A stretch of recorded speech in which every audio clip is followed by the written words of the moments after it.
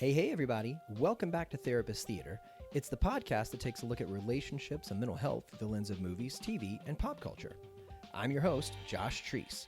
I've got a master's degree in marriage and family counseling and therapy, and I'm a practicing therapist in Music City, USA. I'm on a mission to help people more easily understand mental health and relationships and help break down the stigmas surrounding counseling and therapy. And that's why every week, a guest therapist and I talk about a movie and what relationship or mental health issues it highlights. Thanks so much for downloading today's show. Make sure you subscribe so you don't miss any future episodes, and while you're doing that, help other people find the show by giving it a 5-star rating and writing a review for it in the podcast app. In October, we had a goal of getting to 30 individual 5-star reviews of the show. Thanks to you, we moved from 14 to 23. This month, we're setting the goal even higher. If you like what you're hearing, help us reach 40 individual 5-star ratings by finding the show's page in the podcast app and giving it those stars. We really do appreciate you helping the show reach more people. Today in the theater, my guest is Brooke Lamb. Brooke is a perinatal therapist in Nashville. That means if it has to do with thinking of having, being pregnant with, preparing to have, delivering, or dealing with your new baby, she can help. She's a part of the Ready Nest counseling team, which was founded by a previous guest, Emily Party. You can check out the archives for Emily's episode on the movie Away We Go. She brought with her 2014's The Babadook. Now, let me say this, I do not like scary movies. At all. So when Brooke suggested we cover this one for the show, I really struggled with the decision.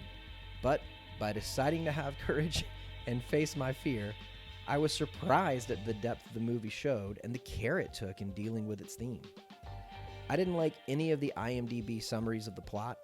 They were either too spoilery or too simplistic, so here's my synopsis of it. While being driven to the hospital by her husband to give birth to their son, a woman's husband is killed. 6 years later, she's still dealing with navigating her grief while trying to parent her son. Suddenly, strange things start happening when they're visited by a strange monster, the Babadook. So, what do you say we confront our fears together? Dim the lights, raise the curtain, and start the previews. Welcome to the theater.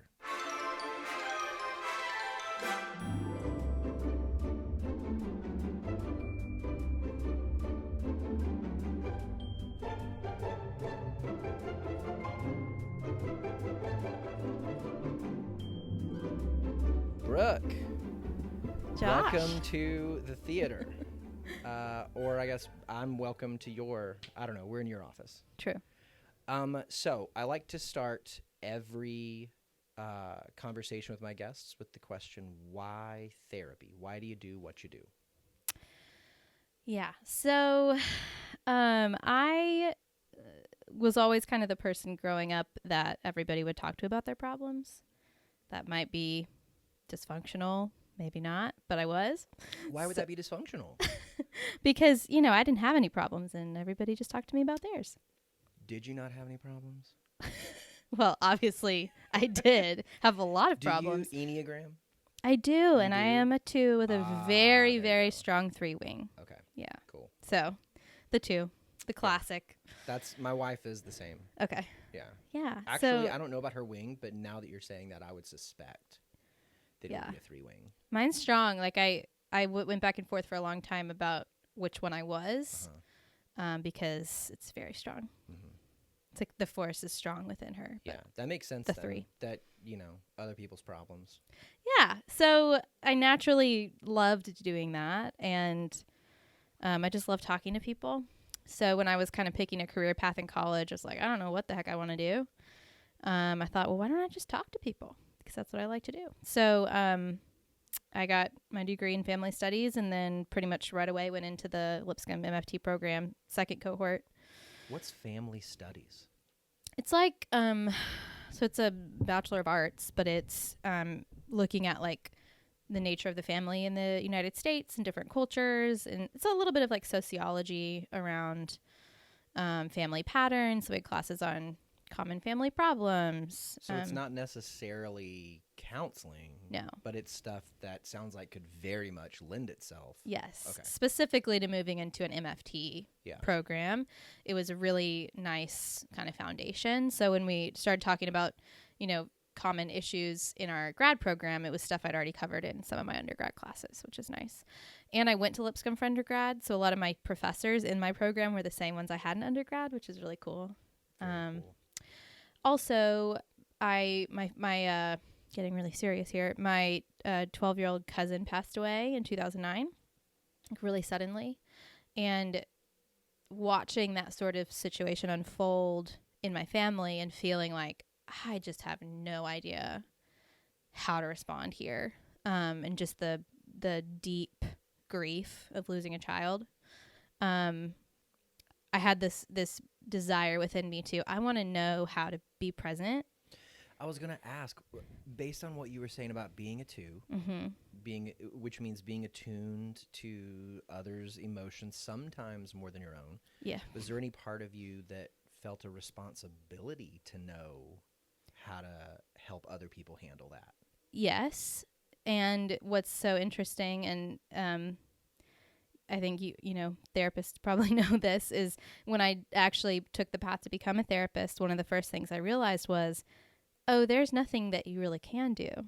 Yeah. Except be present. And I felt that desire to how do you respond to the arguably one of the worst things that can happen to anyone, losing your child. And then learning in in therapy school, like, you just be, and you be in it, and you hold it, and you honor it, and you can't fix it. Yeah, I think a lot of people, at least at the beginning, are wanting there to be something that someone can offer that makes it better. Yeah. Whether that's, an answer or some advice or some kind of activity. And, it's much more like weathering a storm. Right. And I think our very good intentions in that end up doing the opposite of what we desire, right? Which is invalidating their experience by saying, because we're uncomfortable with difficult emotion, you need to stop that, and here's how I'm going to help you stop it. And what's truly needed and therapeutic is you don't have to stop that. Yeah. You can be in that space, and I can sit with you in it. So I've changed a lot since then. Yeah. So those are kind of the things that, also my uncle is a MFT who I just look up to and adore. He's, have you heard of Ron Deal? No. Smart Step Family. He's like a step family guy. He's written a bunch of books on it. Oh, we had, no, I'm thinking of co-parenting. That's different. Tammy Daughtry came into one of our classes. So he works with her frequently. Okay. He works for Family Life Today, Dennis Rainey, but he does step family stuff. So watching him write books and do all this amazing stuff kind of was like, I want to do that too. Yeah. So there are a lot of different things that came together for me. Nice. Yeah. So in your work today, do you have any particular population or any particular specialties that you concentrate on? Yeah. So I love EFT, emotionally focused therapy. Did the externship and got to get supervised by Kenny Sandifer and kind of develop that skill. And so after grad school, I did a lot of couples work with that. And then I also got trained in EMDR, which I love. So the trauma side of things as well. And then now I'm working with Ready Nest. So that's perinatal mental health. So which Emily Party, who we've had on the show before, what did she do? She did Away We Go. In case anybody wants to go back to her episode. Yeah. She's the perinatal person in Nashville. So after I had my son 18 months ago, and that so profoundly affected me that I decided I wanted to kind of develop a specialty with perinatal mental health. So that's what I'm doing right now. Tell me what perinatal means. Well, I feel like I can tell by Josh. the context, but I don't want to assume anybody else, Right. So peri being pre or post, as in any aspect of, natal being having to do with childbirth. So anything to do with fertility, loss, pregnancy, postpartum, Yeah. parenting, anything about babies, basically. Yeah, I think on Emily's episode, or maybe in the summation of, I can't remember, but I think I just said, like, yeah, it's anything that you can think of that would have to do with, like, she mentioned something about, I think the way she got started was she and her husband went through preconception counseling. Yes. And she was like, or maybe it's not that they went through it, but they needed it, and Yes. it wasn't available. Right. And so she was like, I'll invent it. Yeah. And she did. Yeah. And it's brilliant because it is a very specific need. And I think one of the things I've learned in the process of working here for the last year is that postpartum depression, or people don't know this, you can have prenatal depression. You can have depression in your pregnancy that's specifically related to pregnancy hormones, which men can have too. So it's different. Like sympathy depression? Kind of, yeah. Okay. Like there is a hormonal shift in men as well. Yeah. It's obviously not as drastic as the child carrying person, but postpartum depression or any of the postpartum mood disorders are quite different than like the typical DSM clinical depression, anxiety, and they need to be treated differently. And I think a lot of therapists who are highly educated and highly skilled don't fully know that. And so sometimes I think our perinatal clients fall through the cracks in that sense, because it is such a hormonally related disorder. So getting to kind of fill that niche with Emily in Nashville has been really cool. Yeah. So yeah. Going towards that specialty, did you experience anything that that you sought out help with that kind of led you there? Like, did you have any experiences that kind of brought you to that? Yes. And you don't have to share. I mean, no, I'm just no. curious. That No. I like to share. Because I think I'm not the only person. So hopefully people hearing this can relate. So yeah, I had pretty significant postpartum depression and anxiety, which actually I've talked about on another podcast. I don't think I've ever heard postpartum anxiety before. Yes. So postpartum depression, postpartum anxiety, and postpartum OCD are actually their own things. Yeah. And then you have postpartum psychosis, which that's the scary stuff that people sensationalize in the news. But as far as your regular postpartum mood disorders, those are kind of the three. So I had both. I kind of had a little bit of all three. I was a mess. I had a really hard pregnancy. I had a lot of disillusionment around becoming a mom.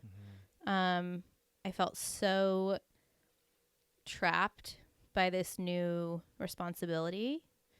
And I just felt like I completely disappeared, because you go from your life right now, like you can get up and you just decide what you're going to do. And then all of a sudden you're waking up and it doesn't matter what you want to do. It's all about the needs of this other person. And that was so like jarring to me. And also I think a lot of women get it just from hormones. Like it's not even necessarily. Yeah. I think that makes a lot of sense. I mean, especially considering, you said you had that 3-wing, you had that achiever. Oh yeah. So, I mean, it seems like, strong, you'd be a very driven person. You'd be very goal oriented. And then I think it would make sense to feel like your options were limited at best, taken away at worst. Right. And so that's definitely true. Also, that even with the being a 2, now all of a sudden I'm just helping my child, which before then my life was like, look how helpful I am to all of these people, and it really revealed a lot to me about myself and where I was finding my identity and my worth, and how much of that was tied up in my work and in the things I do. Yeah. So now I look back on that time in my life and I'm grateful for it. I learned so much about myself. I learned that it's okay to need, which as a 2 is like fundamental. Yeah. It's okay that I was struggling, and to get the help I needed for that. So I just long to sit with that mom who's in it and say, not just from a professional perspective, but from a personal one. Like I can tell you that you are not always going to feel this way. You are going to enjoy being a parent eventually. You will feel like yourself again, but you'll feel like a new and more rich like a rebirth version of yourself. Yeah. And just the beauty that you can experience through parenthood that is very hard won, but it's so worth it. So if I'm tracking the timeline, you said your son's 18 months old. Were you already doing counseling and therapy before you became a mom? Yes. Yeah. I actually, I love to tell this story. I got, I waddled in to take my jurisprudence exam at 8 months pregnant. So super pregnant with an 11-pound baby. So I look like I was having twins. I can't tell you how many people I almost punched in the face because they were going, "Are you having twins?" Yeah. And I'm like, "No, I'm just huge. Thanks for that." So, I actually got my license right before I had my son. You should have done the thing where you were like, "Oh, I'm not pregnant," and then just stared at him with like this watermelon belly. Yeah, this is a tumor. Oh my god. Yeah. That would have gotten some reaction. I'm trying to register for my jurisprudence right now, but it's like an obstacle course because the person that dealt with that is no longer there. And so I know. And I'm supervising now. So I'm walking with my supervisees through this like new regime, shall we call it, at the licensing board. And I'm very thankful that I got mine done before that happened. So I think I want to ask you this, and I don't think I've asked this to another guest before. So you mentioned, you had these postnatal things going on. Yes. Did you seek help with those things? I mean, did you seek seeing a therapist or a counselor? I did. Okay. What was it like as a therapist to go to therapy? I mean, I don't know of any guests that I've had that don't do that. I was gonna say, I've been going to therapy for 10 years. Yeah, but like one of the real goals of the show that I've had is to show people that like therapists aren't just, we don't walk in a white coat and talk at you for 20 minutes and then leave. Right. It's relational, and we're people. Right. And so, I recognize that we are trying to tell people it's okay to not be okay. Yes. It's okay to seek help. But I also recognize that potentially people, because I had a lot of stereotypes about what a therapist was before I became one. The perceptions of it. And even when I was a client in therapy, before I began training, I still had those stereotypes. Sure. Like my therapist, who was the absolute greatest, really did wear like tweed jackets with leather patch, and sat in a high backed chair. Yeah. Like he didn't like smoke a pipe like I thought that they were supposed to do. But my stereotypes to a certain degree rang true. So I think in an effort to kind of keep that humanization train moving. Yeah. Like, was it any different post becoming a therapist, saying, okay, I need to get some help than it was pre-becoming a therapist? So that's a great question, and I really appreciate what you're doing in asking that, because I think you're right. It's super important for people to understand that we bring our whole self into this work, as I think we should. And I know there's different theories as far as how engaged you are and how whatever, but certainly the way I do therapy is very experiential, and I don't deny that like my own heart and my own story are going to show up. So after becoming a therapist, I think, and I'd been seeking therapy even before I had my son. Like I've been doing all kinds of work on myself for the last 10 years. And a lot of it was drawn out because of becoming a therapist, right? And the stuff that comes up in school, and my worldview was being like reoriented. So, I think it was easier for me because I knew the quality, or I knew what's at stake in me doing that.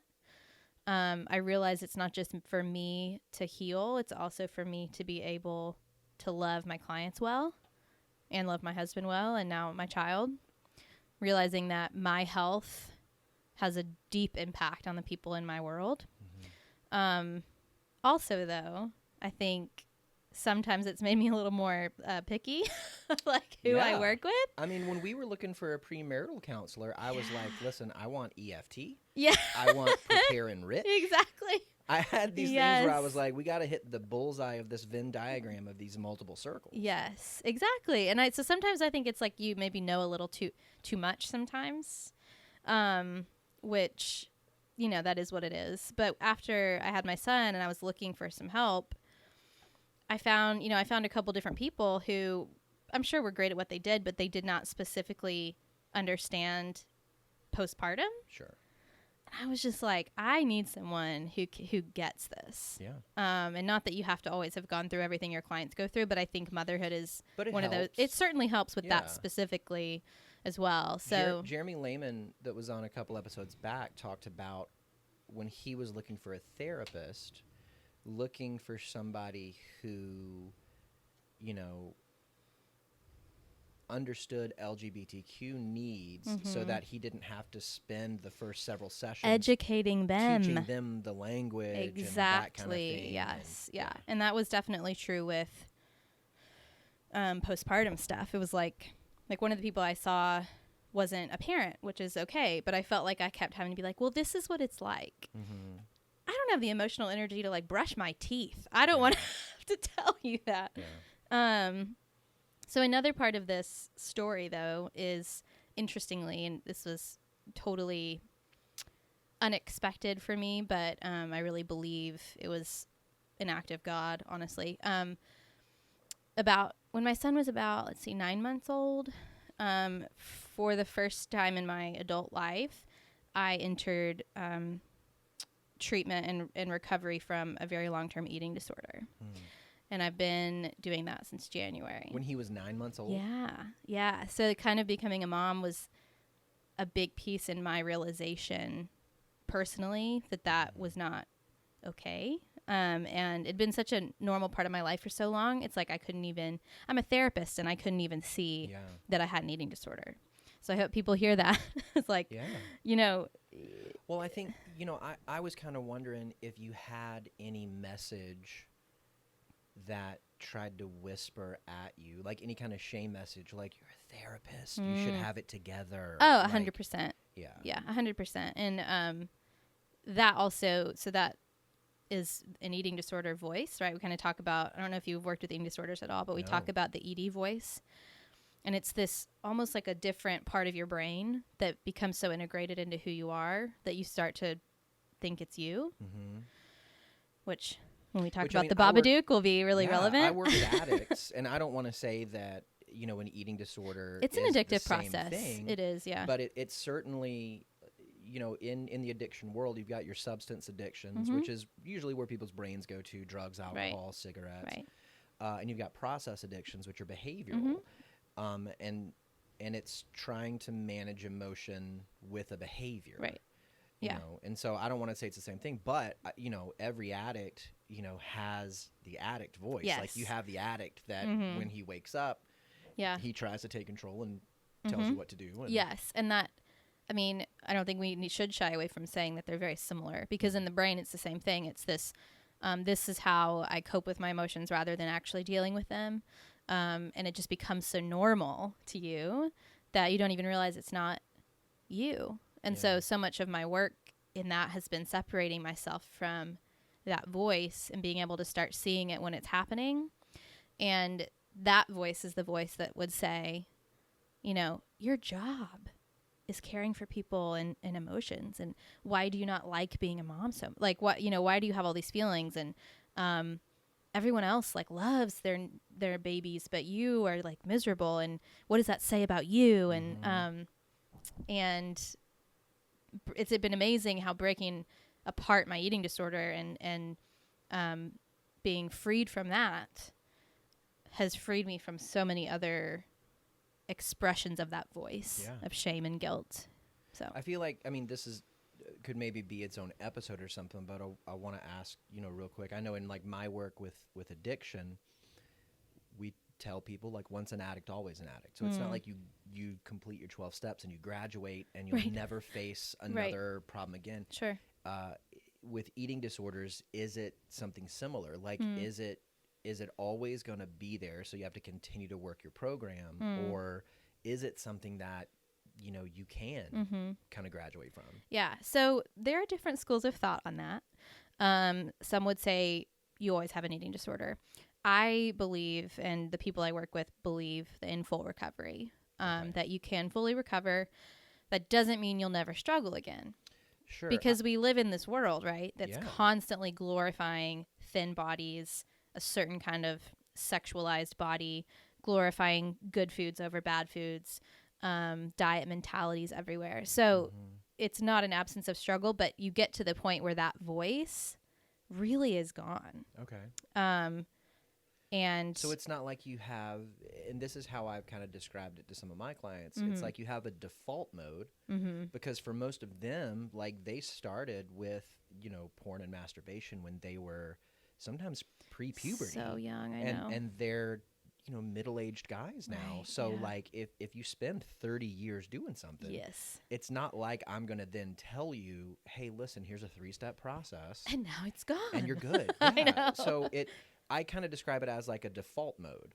So if you practice reflection and intention, and of course work your program, and you live in intention, you can choose something different. Right. But you're going to have that default. And so if you ever, there's an acronym in, any 12-step group, whether it's AA, SA, OA, NA, called HALTS. And it's, if you let yourself get too hungry, angry, lonely, tired, scared, those are instances where you'd be more apt Sure. to, be living without intention, Right. and be pulled gravitationally back towards addiction. Right.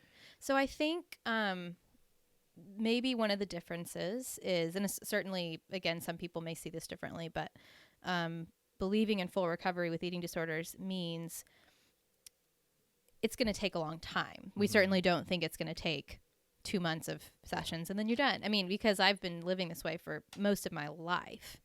So it is going to take a long time.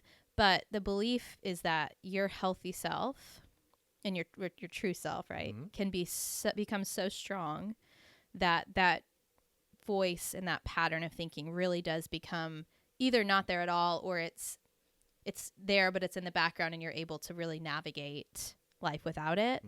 And one of the differences is that you can live in sobriety from alcohol. You can't live in sobriety from food. Yeah. Yeah. You won't live very long, right? Right. So we Well, and that's, and like with my clients with sex addiction, that's Right. something I tell them too, is that unlike other addictions, the end goal here isn't abstinence. right, because if you're in It's a changing of the understanding of what it's for and Exactly. how you engage with it. Exactly. So there's so much required in eating disorder recovery of we have to completely change those neuronal pathways in your relationship with food. And every single day you're practicing. Yeah. So I remember in the beginning, now I have a few days a month that are like really hard. But in the beginning it was like every day. Okay, today, how am I going to do this? And how am I going to combat these thoughts and feelings that are so present for me? But because of the progress I've made, I really can see a future in which, this is a memory for me. Okay. Yeah, it's That really sounds like hope. amazing. Yeah. Yeah. I like that. Eating disorders, it's not something that I've really engaged much with in my work. But I'm always, whenever I am able to sit with a guest and hear something that they're passionate about, I always want to ask more questions about it. I mean, that's Sure. one of the beauties of letting the guest pick the movie, is Yeah. you end up with something that's attached to somebody's heart. Yes.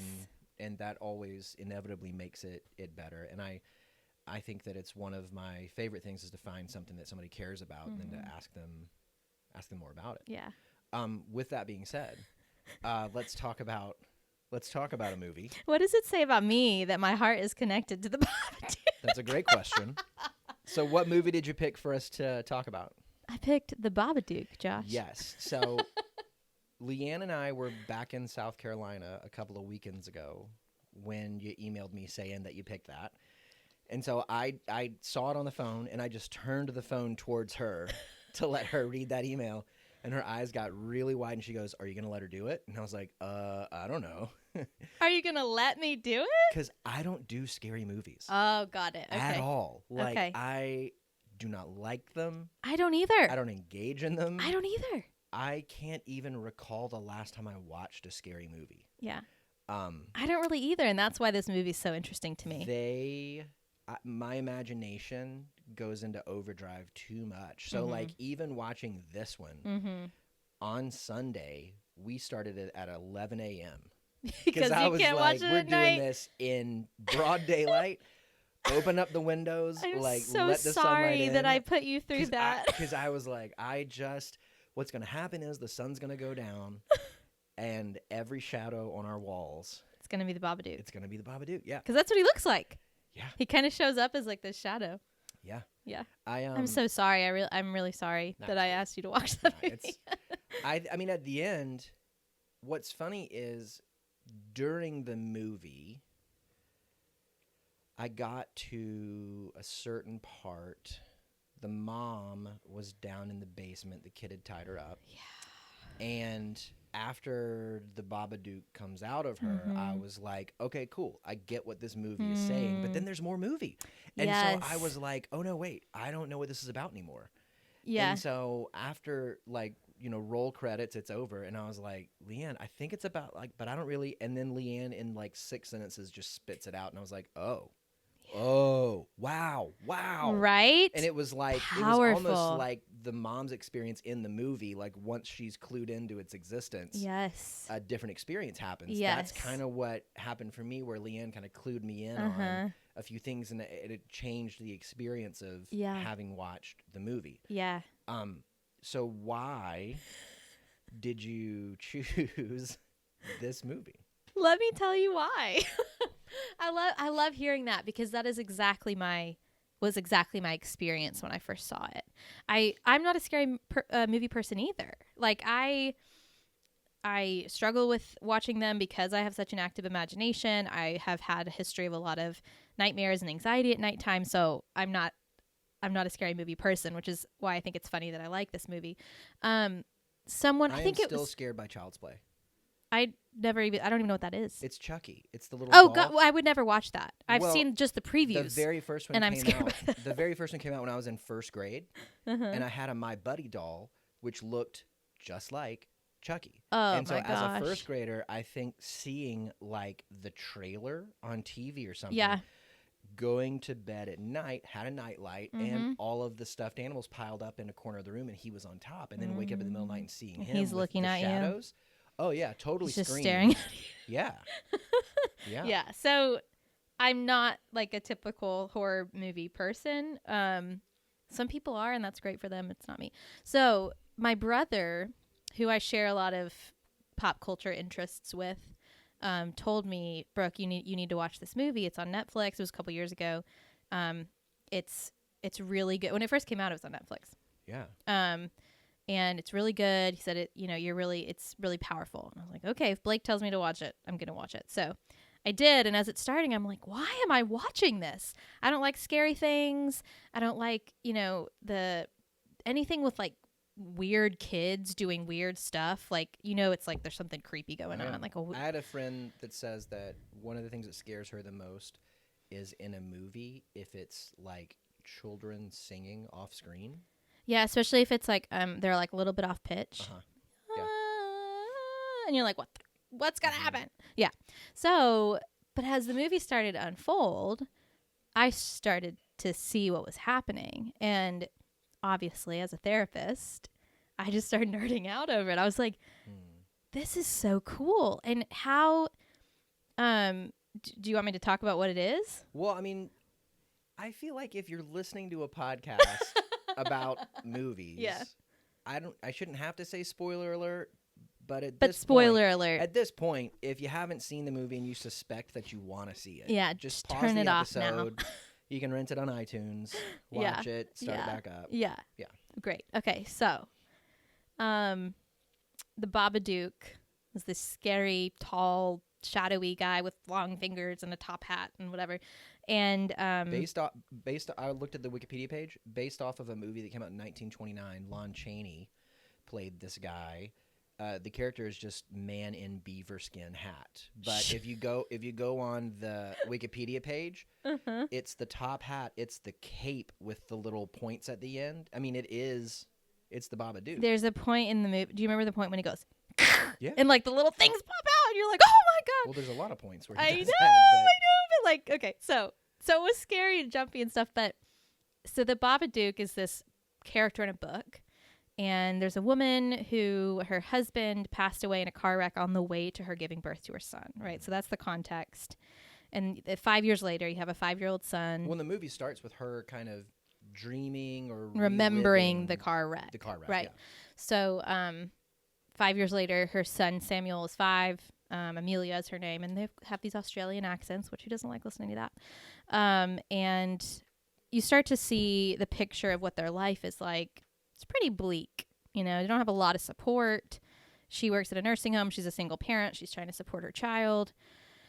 He's like a weird little dude, right? He like has these, he makes these machines or weapons that he says are to keep the monsters away. And you're like, there's something wrong with this kid. You know, you're thinking he's possessed or he's got some kind of mental disorder or something's going on. Like he made a crossbow that fires darts. Right. Like for a dartboard kind of darts. Right. And he was taking them to school and obviously getting in trouble for that. Made a backpack slingshot? Not a slingshot. Catapult.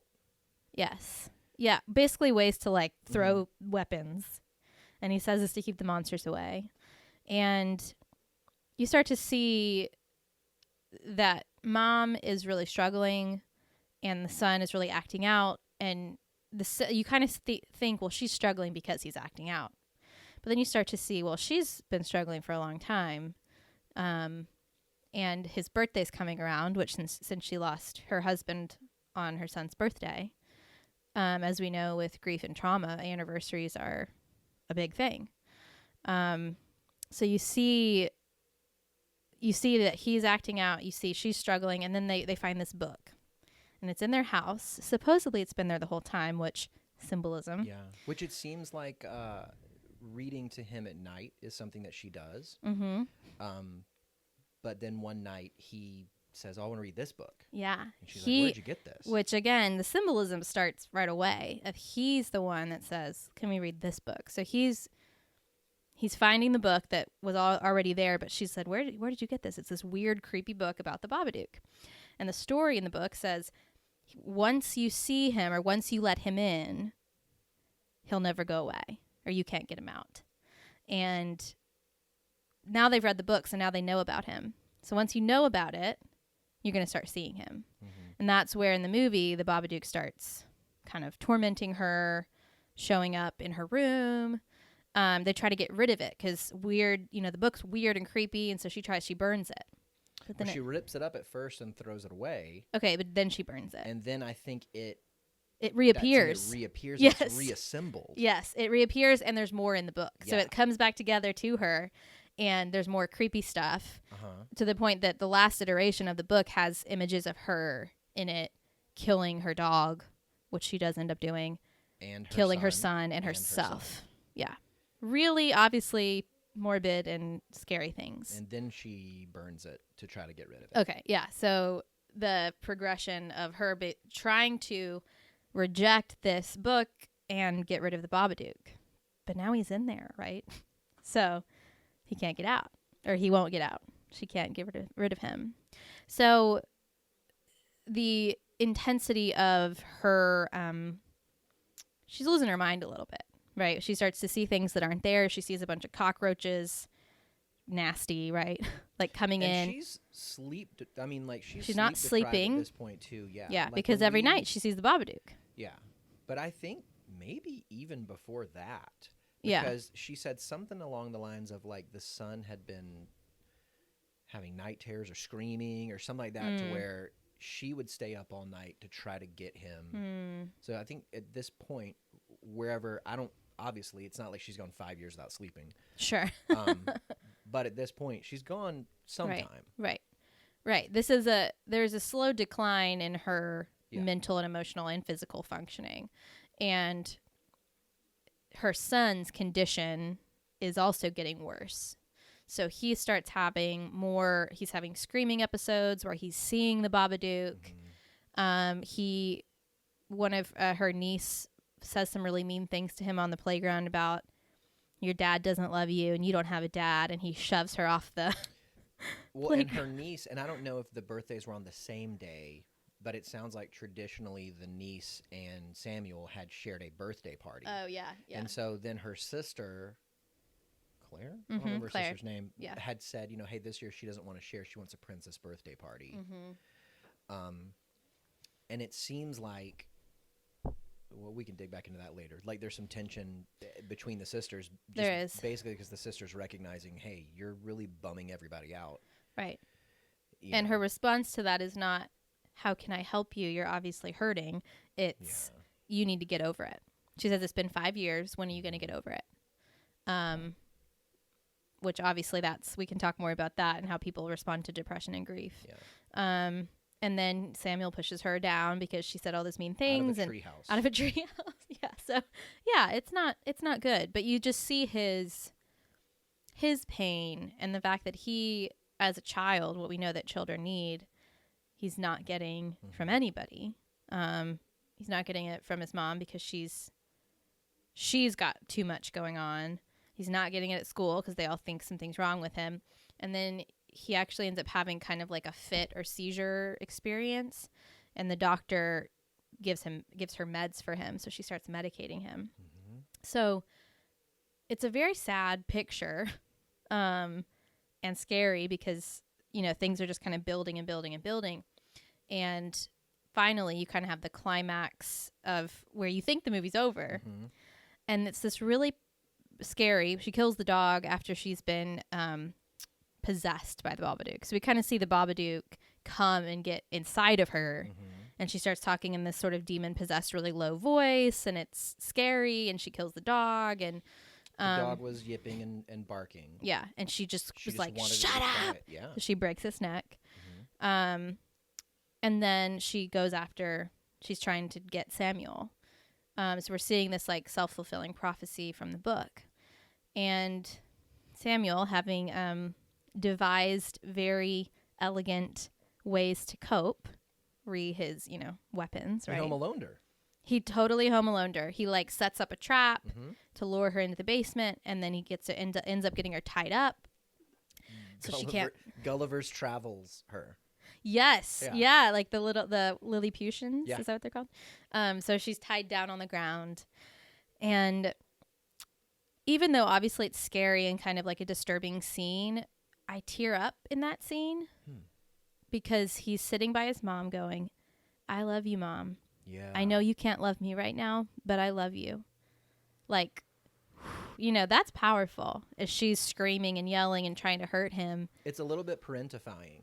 Oh, yes, it is. Yeah. And obviously we see like the sadness of a child with a depressed or a struggling parent. He's acting the parent in that situation. But the power of I love you unconditionally is what ends up expelling the Babadook from her. So even though we can recognize that the ideal situation is not that a child is doing that for the parent, I find that to be really moving, right? That ultimately that kind of, I accept you and love you for where you're at, even though you're not functioning in the way that I need you to, is part of what helps her release the Babadook. So it comes out and she like vomits all this weird black stuff everywhere. And you think, oh, like, it's gone. Yeah. They're done. Yay. But that's not the case. So the Babadook invisibly drags the son. Such a spooky moment. Did that freak you out? I mean, I think at this point, it wasn't like... This is par for the course. Here's a surprise. That's, I mean, at this point, you're like 2/3 of the way into the movie. So, like, no. Okay.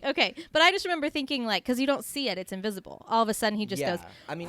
and just gets sucked up the stairs. I think that's the thing where I was like, oh, up until this point, I get the metaphor. Like, I'm with it. Yeah. Because I thought, okay, cool. So... we've reached resolution. Yes. But then when it keeps going, I was like, oh. She's got more to do. Yeah. So his love for her, allowed her to release it, but it's hers, right? She has to battle with it. And that's, it's her Babadook. So she has to she can't just passively be released from it. She has to go and fight it. And she has to fight for her child. And this whole time, she's been so absorbed in her grief and depression, she could not fight for the heart of her child. She had given into it. Yes. Given over to it. Yes. And she sees her child get sucked away. And as a mom, I love it because you see in her you're not going to take my kid. She's a fire. Yes. You see something in her that the whole movie you haven't seen, which she found her why.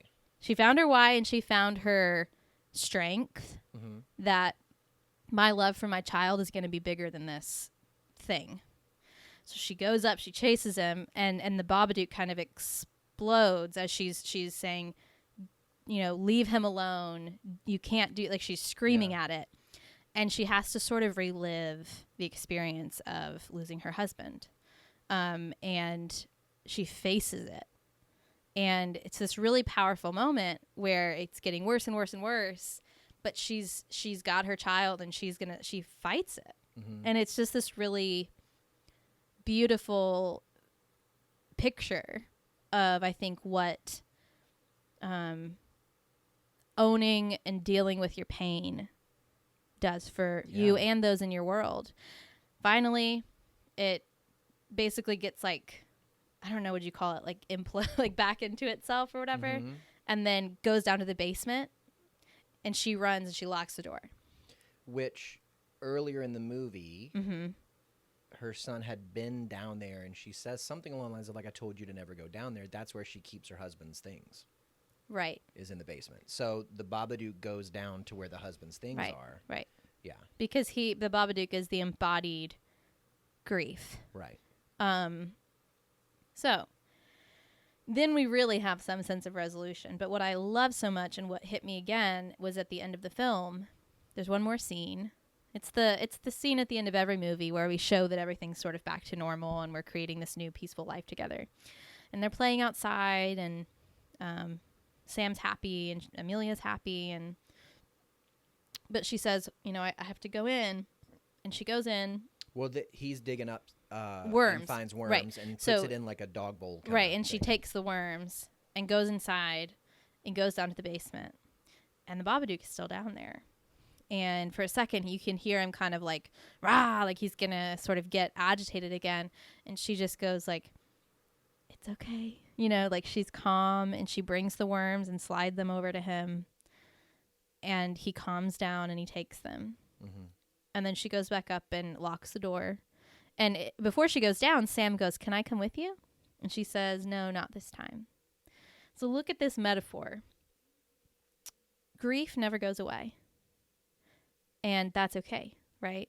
I think we have this. The sister is saying, "You need to get over it. It's been 5 years, right?"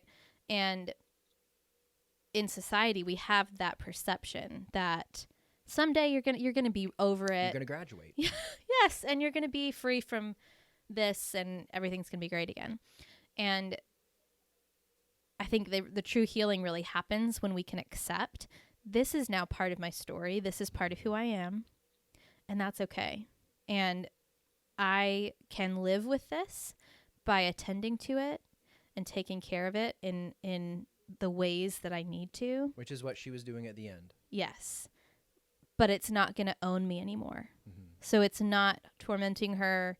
It's not taking over her anymore. But every day, we assume, she goes down and she takes a little time to sit with her grief. And she says, not this time when Sam asks to come down, which implies that other times maybe she lets him come and they sit in her grief together. Or if not that, there will be a time. Because I would imagine that, for him, a kid whose dad died the day that he was born. Right, never knew him. There's going to come a time where mom is going to sit down and tell him about dad. Yeah. And that's going to be an exercise for her in tending to her grief. Right. She's going to access those memories, those feelings, those emotions. Right. And bring him... Allow him in. Further into the story. Right, right. And I just think that picture is beautiful. Mm-hmm. And I think as a person who doesn't really like scary movies, that scene sort of retroactively made the film not scary to me anymore. Because maybe not for you. Yeah. Obviously, like, the jump scenes are scary, but Yeah. but the concept of, I don't need to fear the shadow on my wall being the Babadook, because if it was there, it's actually something I can befriend. Yeah. Yeah, I think, I mean, I made a joke, but I think you're right. I mean, I think I would put this movie more in the lines of a thriller than I would Sure. like It's, a horror right. It's not movie. like a slasher Mainly movie. because when you get to the end of it, it is so metaphorical. Yes, Like, yeah. and it's, I think, in a really weird way, when you're in the middle of it, which maybe is a good reason to, you know, try to see it without spoilers. But when you're in the middle of it, it feels so literal. Yes. And then it isn't until you get to that kind of like 2/3 to 3/4 of the way Right. through, and especially that end scene, that you realize that it's a metaphor. Yes. And so then I think what you're saying is true. You look back and it does kind of sap the fear out of it. Yeah. Because you realize that it's her, it belongs to her. Right.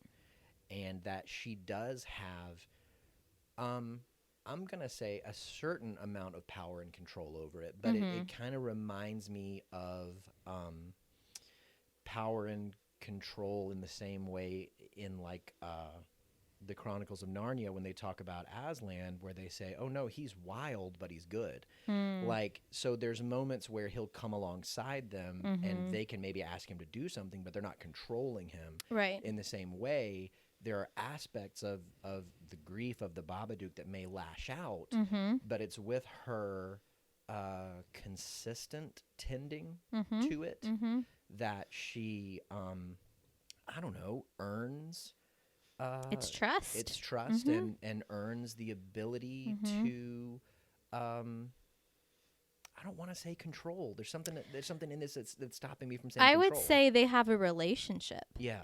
Yeah. So she has some influence Yes. over it, and it has some influence over her, right? Yeah. And that's It's grief. very symbiotic, yeah. Yeah, and the way that we come to peace with our grief is by accepting it and caring for it, not by rejecting it. And I love that that's the metaphor of the book.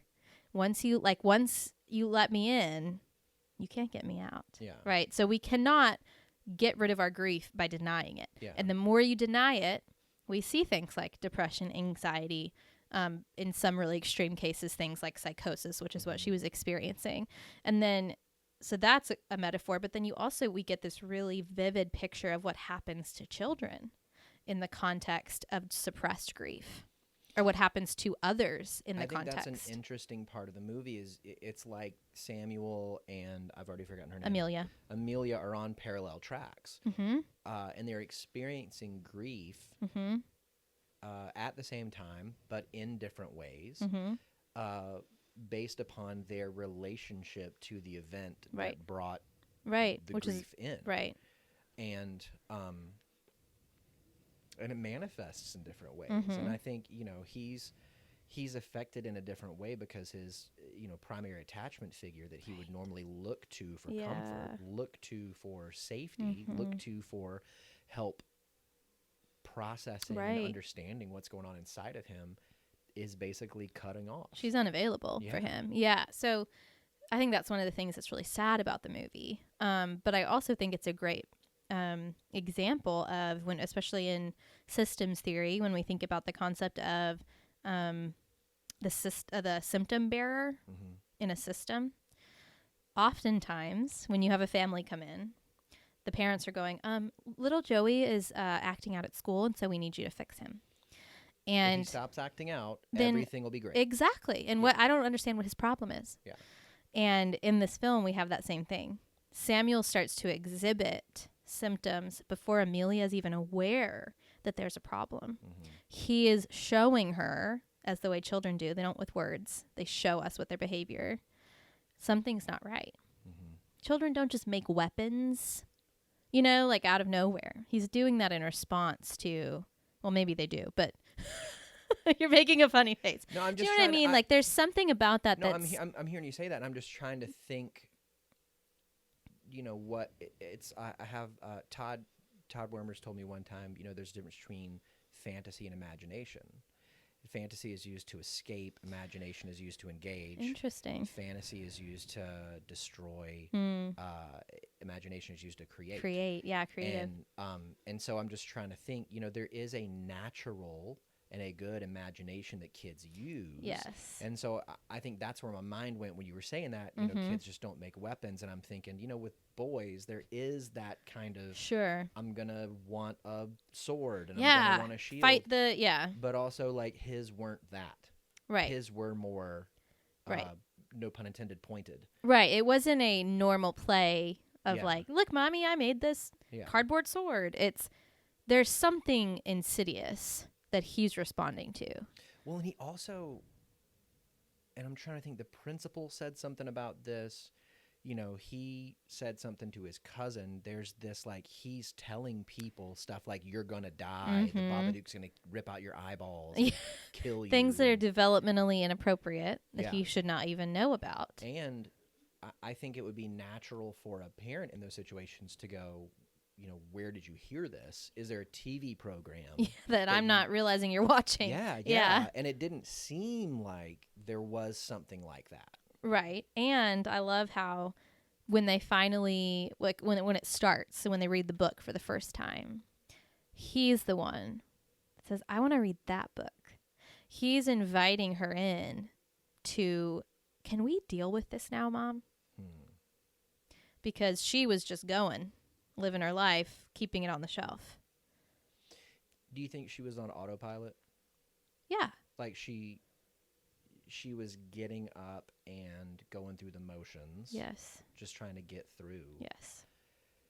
Without losing it. To what she, and you know, I think back to, there were times in the movie where I remember the sister, you know, she would say the husband's name and she would say, don't say his name. Yeah. Like, she was doing everything she could to keep it at bay. Right. For fear that if she touches it, it will overwhelm her. Yeah. Which ends up happening because that's the nature of grief. But what we learn in our work as therapists, right, is that it's the moving through the overwhelming that leads to the healing. And how many times do we have clients that are scared to touch their pain because they fear it will completely overtake them? Which, by the way, that makes perfect sense. Like, I get that. Same. I've been there. I've pushed things away because the thought of dealing with it, that was true with my eating disorder. Yeah. My eating disorder has been my Babadook for a really long time. It's been there. It's been affecting me. But to try to get rid of it or to try to learn to live with it in this healthy way was unthinkable to me.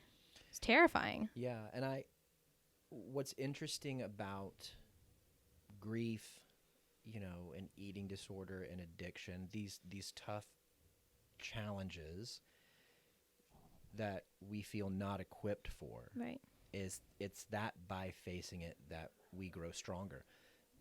At the beginning, when she's pushing it away, denying it, it seems like this is an insurmountable thing. Yes.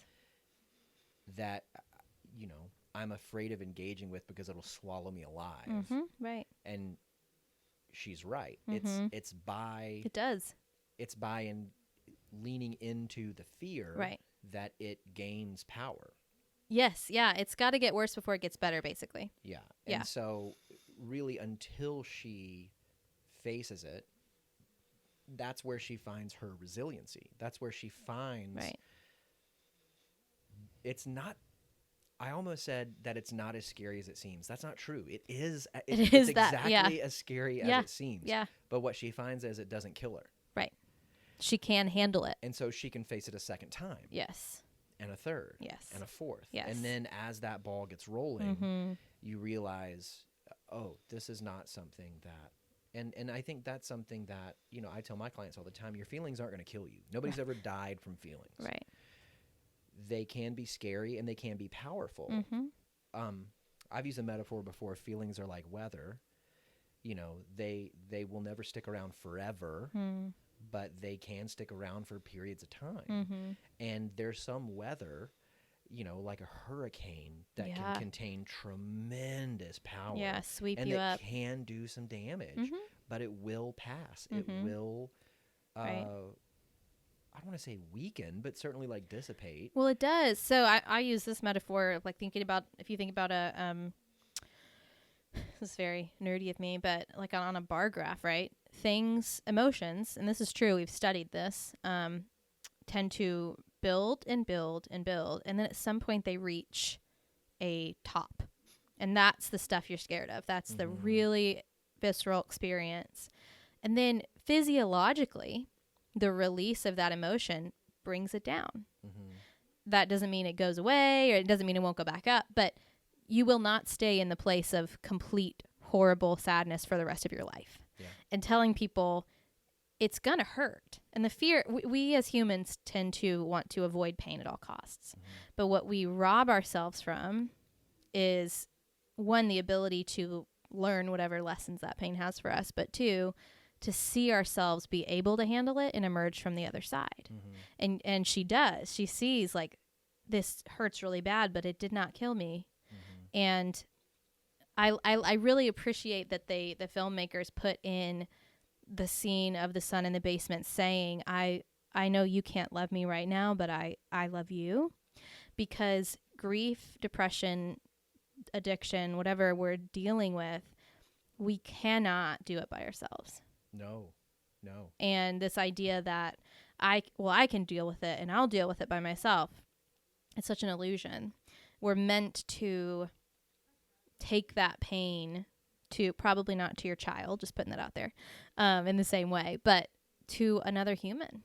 And that's what's so sacred about the work we do as therapists, is we can be one of those others that can say, I can sit with you while you... It's like a good form of triangulation.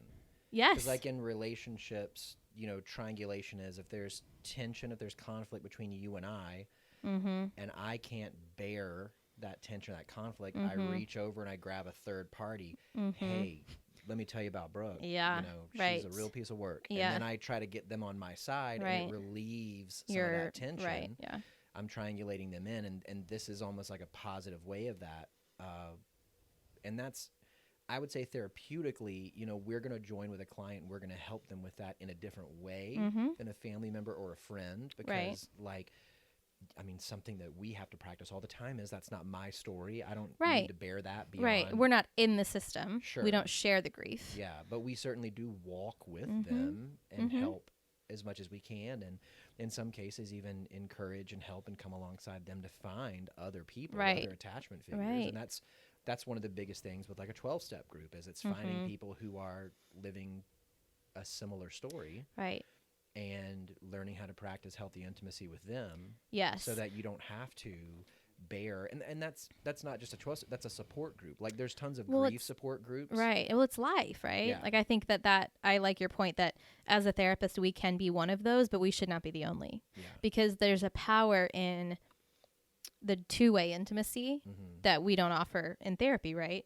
That when a person can take that pain to their friend or their spouse or their whatever, and the spouse can say, yeah, I know you and you know me really intimately, and I can help you hold that. Yeah. I'm not going to take it from you. I'm not going to do it for you, but I can assist. And I think about the therapist as, when you say triangulation, as a substitute parent in some senses. When you think about re-parenting our mm-hmm. clients, and the triangulation of me, my 18-month-old, and his really big feelings. Mm-hmm. He is not equipped yet to hold frustration, sadness, anger in a healthy way. He feels that, and he throws himself on the ground and starts screaming, and it's overwhelming to him mm-hmm. that I won't let him run outside in the rain without shoes on. It's just really cruel, but to him it's really big. He's feeling these things in his body he doesn't know what to do with. Well, that's a pure expression of the feeling. Exactly. Too. Right. We have these filters of social acceptance, but he just does it. And so for me to enter into that space with him and say, I don't have those feelings. Those aren't mine. Those are yours. But I can handle being in the presence of that and stay regulated and stay, you do not overwhelm me. You do not burden me. I can just be with you. And then inevitably his emotion level goes down and he calms down and then we move on. Yeah. So it's not I'm not doing it for you. Like he has to process through that, but I can be and I can witness. There's also this, like, I think this is true with the parent-child paradigm as well as the therapist-client. There's this bringing of the needs upwardly. Like the child brings the needs to the parent, the client brings the needs to the therapist, but it doesn't go the other way. Right. I mean, there are some cases where it does with the parent-child thing, and that's where parentification of the child occurs. Yeah, and it shouldn't. That's traumatic. Right. But in a healthy relationship, the parent is not going to the child with their needs to be met. And same in a therapeutic relationship, the therapist is not bringing their needs to the client. Right. And that's so true. Like, I don't even know what he would do if I tried to ask him to hold my feelings. But we see that in the film that Samuel, unfortunately, is really emotionally caretaking for his mom. And that obviously is going to have, like, lasting consequences for him in his life. But we as the therapist or the healthy parent do hold that space of, you don't need to take care of me. Right? I'm here to take care of you. Yeah. And then I have needs that are met by my spouse and my community and my, like I take those elsewhere. Or even in the therapeutic relationship, I'm here to help you learn to take care of yourself. Yes. Which is in and of itself a form of care. Yeah. Yeah. Because, I mean, like, as a parent, you're going to care for your kid by helping them become a healthy adult. Right. The goal is that they leave you. Yes. And the same as in therapy. Yeah. The goal is that they don't need you anymore. I tell my clients all the time, I'm trying to work myself out of a job. Yeah, the hope, as I always tell people, the hope is you won't have to come see me every week for the rest of your life, and they always laugh, but it's true. And the same is true with the child. Is I'm going to help you learn the skills to hold your own emotions, but while you can't, I will help you. Yeah. Like, that's beautiful, right? Yeah. That's attunement. That's attachment. And that's what we see Amelia is not capable of doing for Samuel in the film until the end, once she's dealt with her own stuff. It's like the oxygen mask, right? Don't put the oxygen mask on your child until you put your own on. If you're not breathing, how can you help them breathe? Right.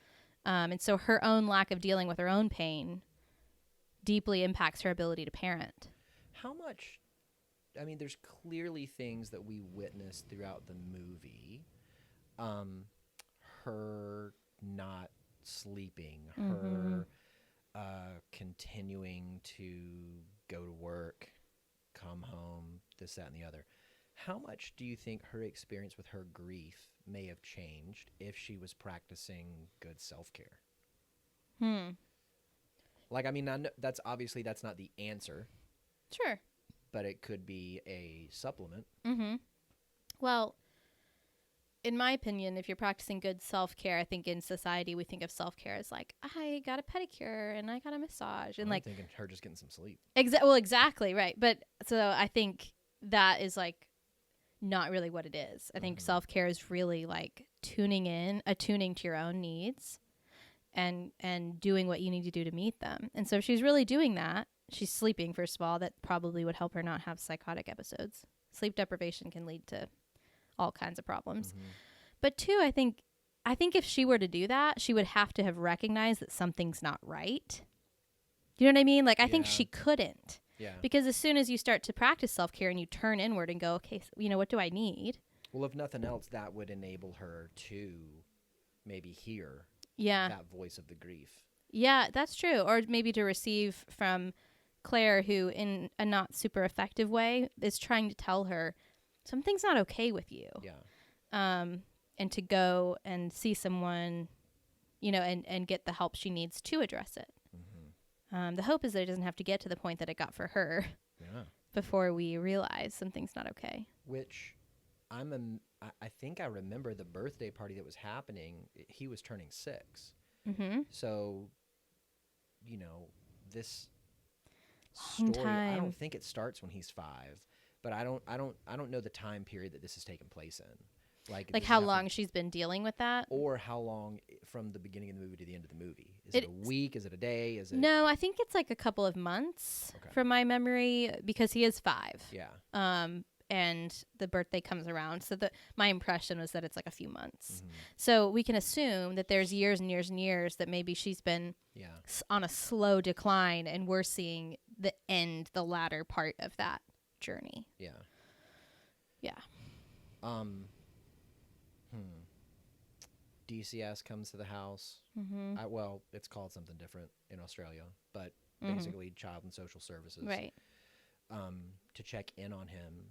And I'm trying to think, maybe that was from the school staff when Mom came and met with Mhm. the principal and Mm-hmm. maybe vice principal or teacher. I'm not really sure. Right. You know, they were basically saying like, hey, he can't come here anymore because he needs to get some help. And she's like, oh, no, he'll be fine. And then Mm-hmm. she yanks him, and something about that's a little suspicious to them. Yeah. So they show up in an effort to make sure he's okay. yeah. Yeah. Mm-hmm. Yeah.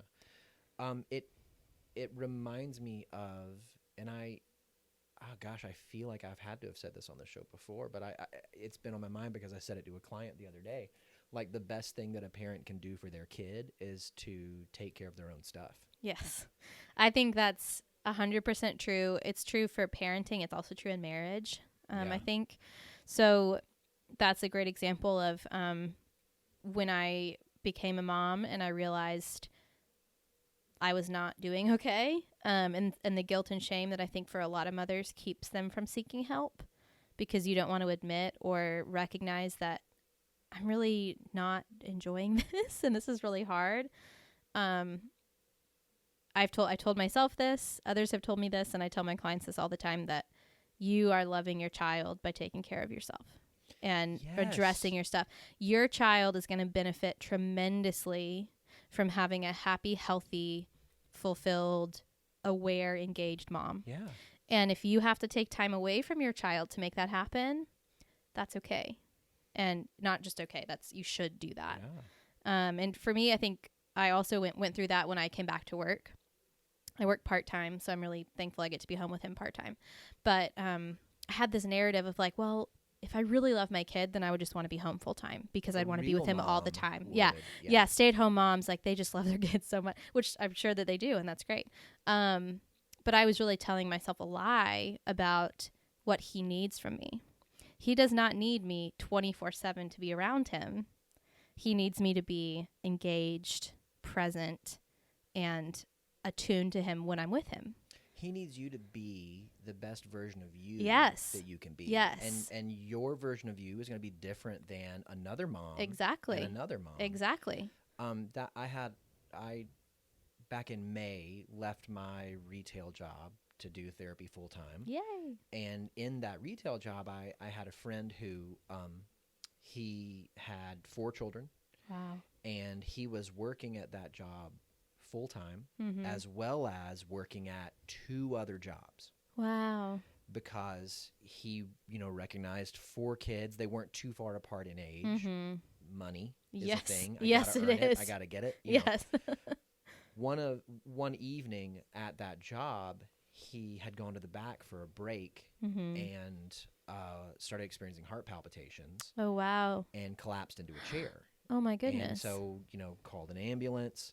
And while we were waiting on the ambulance to get there, I didn't call the ambulance, but I was in the back. Mm-hmm. It was me and him sitting in the back, and I started talking to him and just hearing, the fear that was in him that his kids wouldn't have what they needed, and that's what was driving him to work these so 3 jobs. much. Yeah. And I said to him, you gotta look at investing in and taking care of yourself Mm-hmm. as caring for your kid. Exactly. Because if you keep working these 3 jobs, there's a chance you can have a heart attack. Right. and You might die. not be here Yeah. for your kids. And, yeah. and that is going to fulfill this fear that's Yeah. driving you. Right. versus if you give yourself a day or two to rest, relax, recharge, you're going to be able to sit with your kids on the floor and play without passing out and falling asleep. Right. Yeah, it's a very good metaphor. Which at that point, like anytime he was in the back room, if he sat in a chair, he fell asleep. And it was a little bit of a joke up until that night that I would walk into the back and I would see him and I would, say to the other staff, like, hey, did this guy die? Are we sure that he's still alive over here? What's going on? Just kind of joking around because he was asleep. Yeah.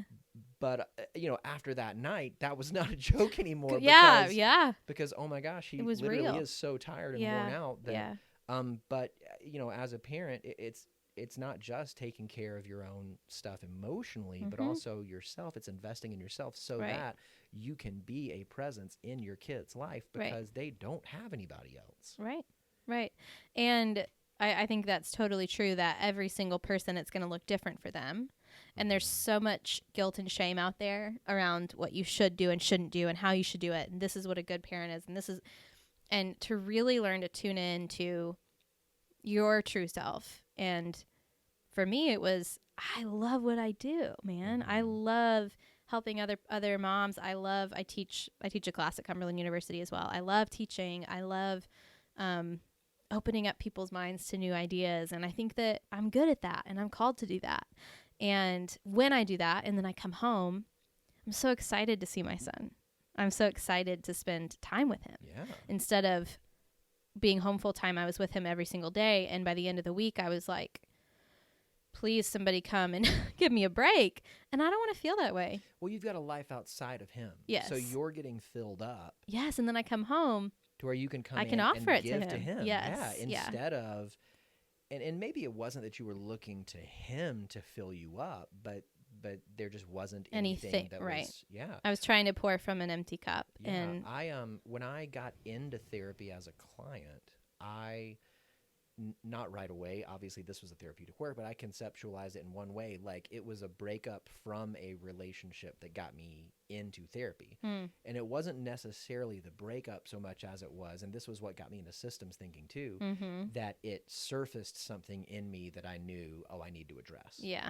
And after a while, what I realized was, that breakup was so difficult because I had made that relationship my life. And I didn't have a life outside of it. And so when the relationship ended, it felt closer to a death because you lost your whole world. I didn't have any other scaffolding that could support the weight of the grief that needed to be happening.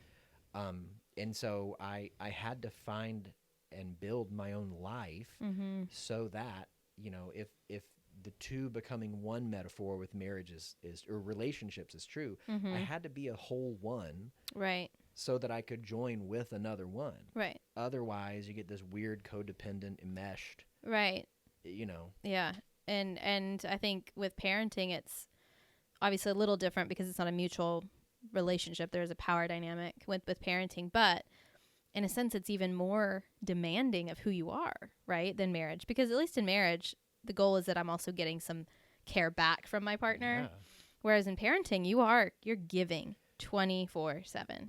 And I think, it doesn't have to look like a job. It can look like a hobby. It can look like community group outside, things that are just about you.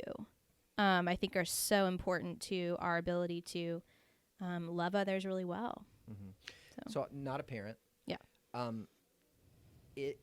Is there something in a parent that could feel guilty for seeking fulfillment of themselves?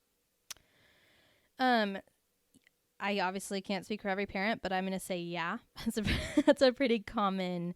Mom guilt is a really common thing, and I'm sure it is for. I don't know dads as much. I work with a lot of moms, and it's based in this really, I think, harmful message that you're not doing enough unless you're giving every single thing you have to your child.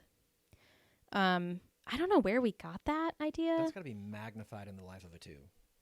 Yes, definitely. The thought of, I'm actually going to not give something to you so that I can give it to myself. is something that I've had to learn and practice, because again, it's like this, I don't know, maybe it's like a martyrdom a little bit. Like, look how good I am at parenting because look, I've just given everything to my child. And the show from last week, Rebecca Walker said something. She said, twos wear exhaustion like a badge of honor. That's yes. And this idea of, and I guess, I don't know if all these moms are twos, but there's something about mothering that's like sort of an inherently two thing, you know, like giving. Yeah. You're attuning to your kid all the time. And you're just, I don't know if being mindful of their needs is the right word so much as you're like hyper-focusing. Yes. Or you could hyper-focus. Yes. And I 100% agree. Moms, unfortunately, are celebrated when they're exhausted. It's like, wow, like, look what all that you're doing for your child.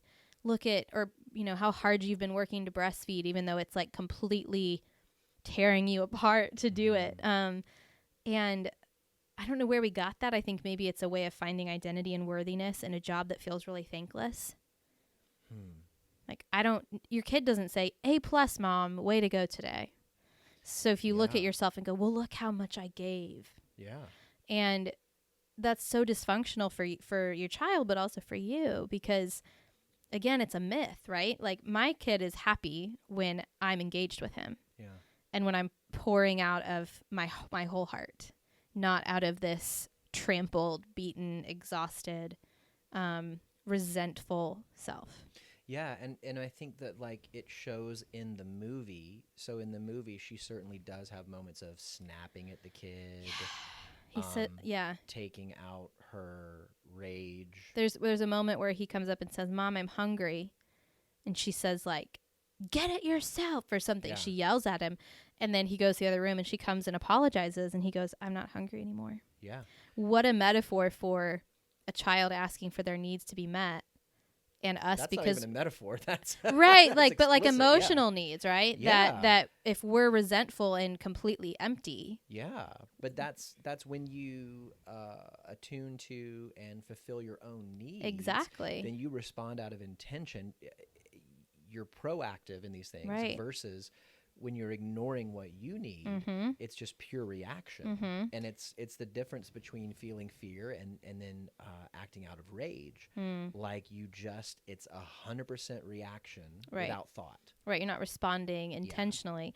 I say sometimes we get emotionally hangry. Oh, yeah. You know, when you're super hungry. Oh, yeah. And I am the queen of this. Like, if I'm really hungry, like, I turn into like a really mean person. Yeah. So I've had to learn to not let myself get to that point. That's how I know that I'm hungry. Like, it's been the toughest thing for Leigh-Ann to figure out and it's still true to this day, even though I'm aware of it. Like, why is he being such a grouch right now? I don't know when I'm a little bit hungry. I'm either not hungry or I'm starving. And so there's times where she'll ask me, hey, are you hungry? And I'll be like, I don't know. I don't know. And then I'll catch... I will say this. I've gotten to where it's not an outward thing. She'll say something to me, and I'll catch a thought. I'll catch a snappy thought, and then I'll go, oh, I'm hungry. I need to I need to get something to eat. Right. Because of, and it goes back to what I said, that acronym in addiction work, never let yourself get too hungry, angry, lonely, tired, scared. Right. And what we do with an eating disorder work, and I don't think this is just for eating disorder people, it's for anybody, is we learn intuitive eating. Which is this very intentional, mindful practice of learning to really tune in to what's going on hunger-wise. So you could benefit from it.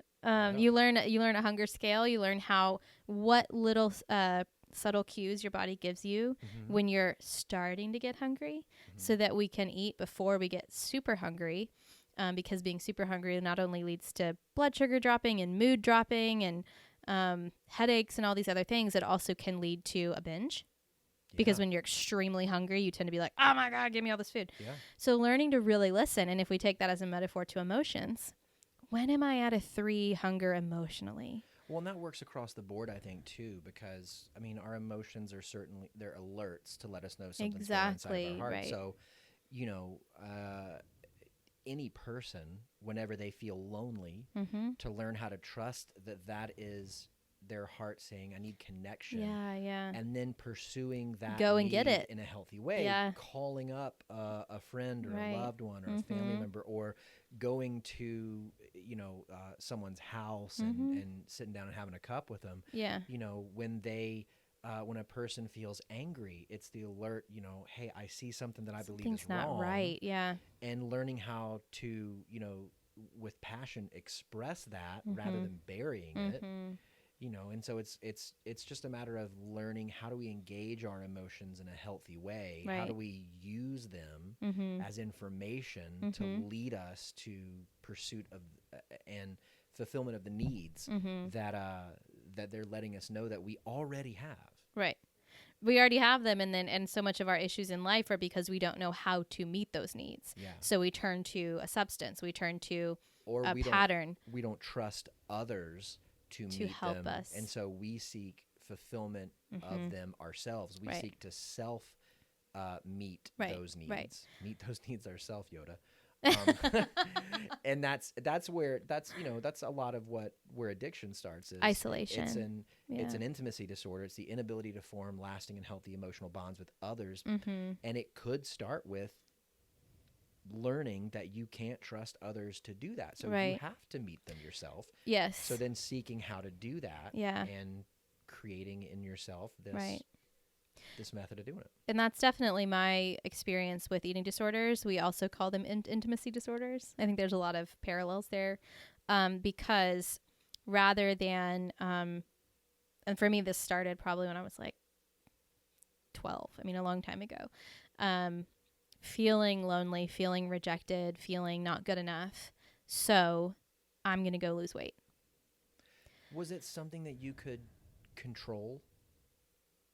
The impulse to lose weight? Or no, like I feel like I'm in this chaos, whether it's my emotions or the world or whatever, and so something that I have influence over, something I I understand. have agency over. Oh, 100%. And so it's a way of saying I feel out of control, so this is something that I can control. Yeah. But it's also, rather than taking I feel out of control, I feel alone, I feel rejected, whatever, and taking that to an appropriate, healthy, would say to mom or dad or community, this is what I'm feeling, I need help. That, for whatever reason, was scary, didn't seem safe. So I'll take care of myself. And as a 2, that's already a place that I go to naturally. I don't have needs. Everybody else does. I'll take care of myself and then help everyone else, but nobody's going to help me. And so recovery for me has looked like a lot of really scary conversations of learning to, instead of going and working out, I'm going to come to my husband. Or instead of, planning my food for the next day, I'm going to take this to my community group. Well, that sounds like it could be recognizing what I really need. Right. It's because actually meeting the need. Working out that's a good thing. Right. That is a healthy need. Right. But it doesn't meet your needs for connection. Right. Being intentional with what you eat, that's a healthy need as well. Yeah. But if I'm feeling lonely and I try to answer that need with the answer to another need. Right. It's distorted. Of course not going to meet that need. Right. And so then you're on a rat wheel. Up feeling empty. Yes. And it's this hamster wheel. And that's what's so true about eating disorders is people often report, even when I hit my goal weight, I wasn't happy. Yeah. And it's this strong feeling that, well, if I could just weigh XYZ, then I'll feel good about myself. Yeah. Then I'll feel beautiful. Then I'll feel loved. And there have been times in my life where I did get to that point. And 1, I didn't feel any of those things. And 2, I still looked in the mirror and thought I looked bad. Because it's this hamster wheel of you're not really getting what you need, which is ultimately to feel safe, accepted, and loved for who I am. Right. I have a relationship with money that's like that. And I didn't know that about myself until we were in premarital counseling. Wow. Where like money to me is security. And so if I have more, if I have X amount in the savings account, right, I feel really secure. But the problem is, and our premarital counselor really helped me tune into this and learn it, is that there is no number that I feel secure at. Right. It's only more. Right. I feel secure with more. Right. And so if I would have said, I feel secure if we have $5,000 in our savings account. Once we get to 5, we need 10. I feel secure with $10,000 in our savings account. Yeah. And it's a very real, if we had to go into the savings, there was a giant fear that like began to express itself. Yeah. Out of me that I had to tune into. And so it was a matter of kind of tuning into that fear, recognizing it for what it was. Right. And also, being able to express that to Leigh-Ann and say, "Oh man, I'm really scared about this." Yeah. And then realizing that when I say I wasn't alone in it, it wasn't that Leigh-Ann was feeling it too, so much as that my partner's there for me. Right, and she can hear that, and she can understand what you're actually deeply desiring, Yeah. which is a good desire to feel safe and secure, Right. but recognizing that money's not going to get you there. Right. And real authentic relationship and all these other things are what's going to actually meet your need in your heart. Yeah.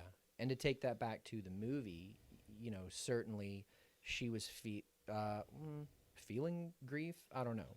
The grief was there.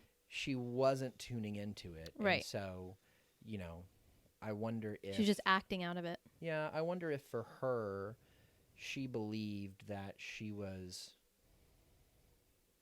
kind of orienting her life towards her kid was addressing something that wasn't what she needed to address. I think one of the things that I've learned in this work is most of the time, like the vast majority of the time, our clients don't do things that in some way don't serve them, right? People do something that makes sense to them, even if it makes sense in a weird, distorted way. And that basic belief that if my client's coming in and saying, I'm using this substance or I'm in this codependent relationship, let's look at the ways in which that actually is in some way meeting a need. What's the payoff? Yes, you have a payoff Which here. I've started saying to clients. That's what's the payoff for you in doing this? Because people aren't stupid. Something. People don't do things that you heard my words sound convoluted, but everything we do serves us in some way. Right. It may not ultimately actually meet the need though. And helping them to see that would be looking at Amelia. I have to believe that she thought she was doing something right. She thought, look, I'm taking care of my child. I can't let my grief overwhelm me because if I do, I won't be able to take care of him. So there is a good motivation there, which is to be a good mom, to love her child. But she was answering it in a distorted way. And becoming like a shell in doing that. Yeah. Everybody makes sense in the context of their story. Every behavior makes sense in the context of what it's occurring in. Right. Who was it? Summer Kerwin said that behavior is an attempt to get an unmet need met. She was saying in the context of children, but I think it's true with adults too. 100%. We're all children. Yeah, too. we've got a need. We're going to try to get that need met regardless of whether we can articulate what the need is or not. Right, and that's so much of the work we do in therapy is can we bring that subconscious into the conscious level? Yeah. Can we help you self-observe that so that you can realize you have the ability to do something different? Yeah. And one of the questions you asked, I know, was like, what have you learned from your clients? And I would say that's probably the first thing that popped to my mind. Wait a minute. Hold on. We're going to get there. I'm sorry. I'm an A+ student, and I'm just trying to get there. Yeah. Well, before we get there, okay. Is there anything else in the movie that stuck out to you that meant something to you that we haven't talked about yet? I don't think so. I feel like we covered a lot of the big bases. I think just most compelling to me was the metaphor. And that I've actually prescribed clients to watch it. Wow. People who like scary movies. They told me they liked scary movies. Okay. And I said, I think that... I was going to say, I've told clients to watch Inside Out. Oh, same. But I don't think I've said the Babadook yet. Yeah. Only when I knew they would like they could it. take it. Yeah. I think one thing that sticks out to me, it was kind of a minor thing in there, but I think it's important, is that there was a man that I think she worked with that was clearly kind of interested in her, Mm-hmm. to the point where he showed up at the house. He had flowers. He Mm-hmm. had, I think, a model for the kid. She Mm-hmm. had stayed out of work saying he was sick. Mm-hmm. He wasn't. Right. He shows up and To sees check the kid on and them. sees that he's not sick. Yeah. But I think it's another example of, when we're not with intention dealing with what's going on inside of us, and we're not present, there are certain things in life that we're going to naturally miss out on. Right. That was an opportunity maybe she could have had. I will say I forgot about this. Do you remember the neighbor, Mrs. Roach? Yeah. Which, interesting, her name is Mrs. Roach. Oh, yeah. And there are cockroaches everywhere. I don't know what that connection is, the neighbor to the cockroaches. But I liked her because she would watch Samuel sometimes. Mm-hmm. And I felt like her presence, she was sort of this very background character. But you can see from the beginning to the end, she sort of knows what's going on. She'll have these knowing looks with Amelia. Mm-hmm. And at the end, when they're digging the garden, she kind of looks over at her. And it's like this kind presence of, she didn't try to barge in and fix it for her, but she was there when Amelia needed help. I kind of told myself it was because she had lost her husband. Right. And so she knew she the understands. signs. Yeah. Yeah. And she's the one who came over. What didn't she come over? In like the big like climactic If moment. she didn't, she called or she something. called, she saw that something wasn't right. Yeah.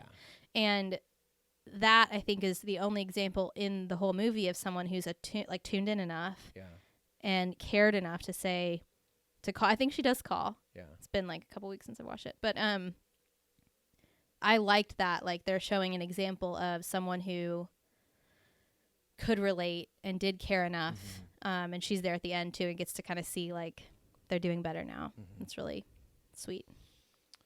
Yeah, the Babadook. Yeesh. So, I'm sorry I made you watch it, but I hope okay. that it was not you know, too terrible of an experience for you. Well, like I said, I think going into it in a very similar way that she was experiencing her grief, I was telling myself a story of what it was, and then entering into it, it turned out to be something that was different. And you're thinking, I've never met this Brooke lady, but I don't know why she's asking me to watch this movie. Well, there's been other times where, guests have, because I do invite the guests to pick the movie, guests have picked something that I was like, ooh. Yeah. But I've gone along with it because that is the premise that I've laid out. Of the Like, show. Yeah. It's not Josh picks the movie. Right.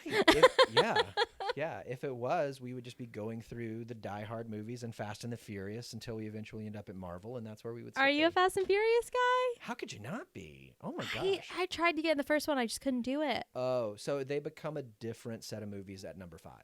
Okay. Like maybe I'll try it again because I do love me some rock. The first 3 are very much just like car race kind of movies. Yeah. My husband likes them. Once you get to 5, they become superhero movies. Oh, well, okay. And I do love Dwayne The Rock Johnson. Like, Ballers on HBO. Like, I love Dwayne Johnson. Yeah. When we get done, I'll send you this video. There's a guy I follow on YouTube named Patrick H. Willems. I've mentioned him a couple times on the show, but he has a series of videos that he makes where he goes and visits his parents in upstate New York, and he sits with them at the kitchen table while he drinks, and he explains a movie to them. And so he has one where he talks about the whole Fast and the Furious series. Oh, my goodness. And it's brilliant. That sounds so brilliant. Entertaining. He also does it with the Paddington movies, which if you've never seen Paddington 1 and 2, I want to say this with the fullness of what these words mean. Okay. They are perfect movies. Everything about them is perfect. Really? Yes. Okay, I'll have to watch them. Paddington 1 and 2, like, it is everything that is good of the world is in those movies. Okay, I'll have to watch them with my son. And like multiple times crying. Oh yeah. In the best ways possible. Yeah. So that'll lead us to the question that you were jumping the gun on. Tell me something that your clients have taught you. Okay, before I do that, can I tell you that if I were hosting this, we would just talk about the Harry Potter movies.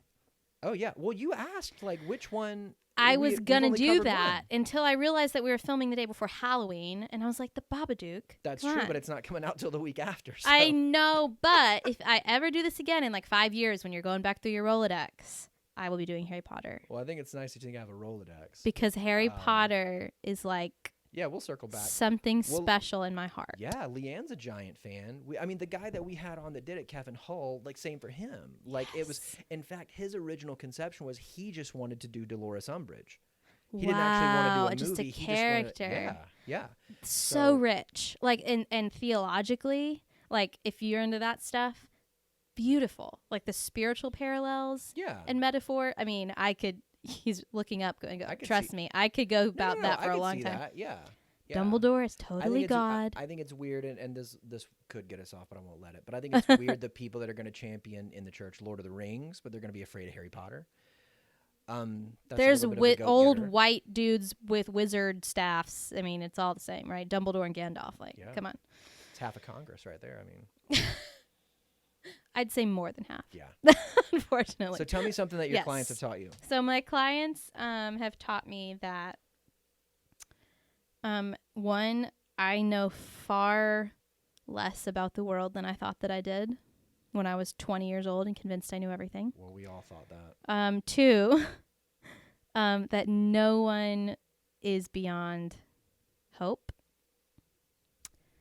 And three, that if you get to know someone's story enough, you can empathize with them. Even like the stories that you hear and you're like, I could never, like, could that person do that?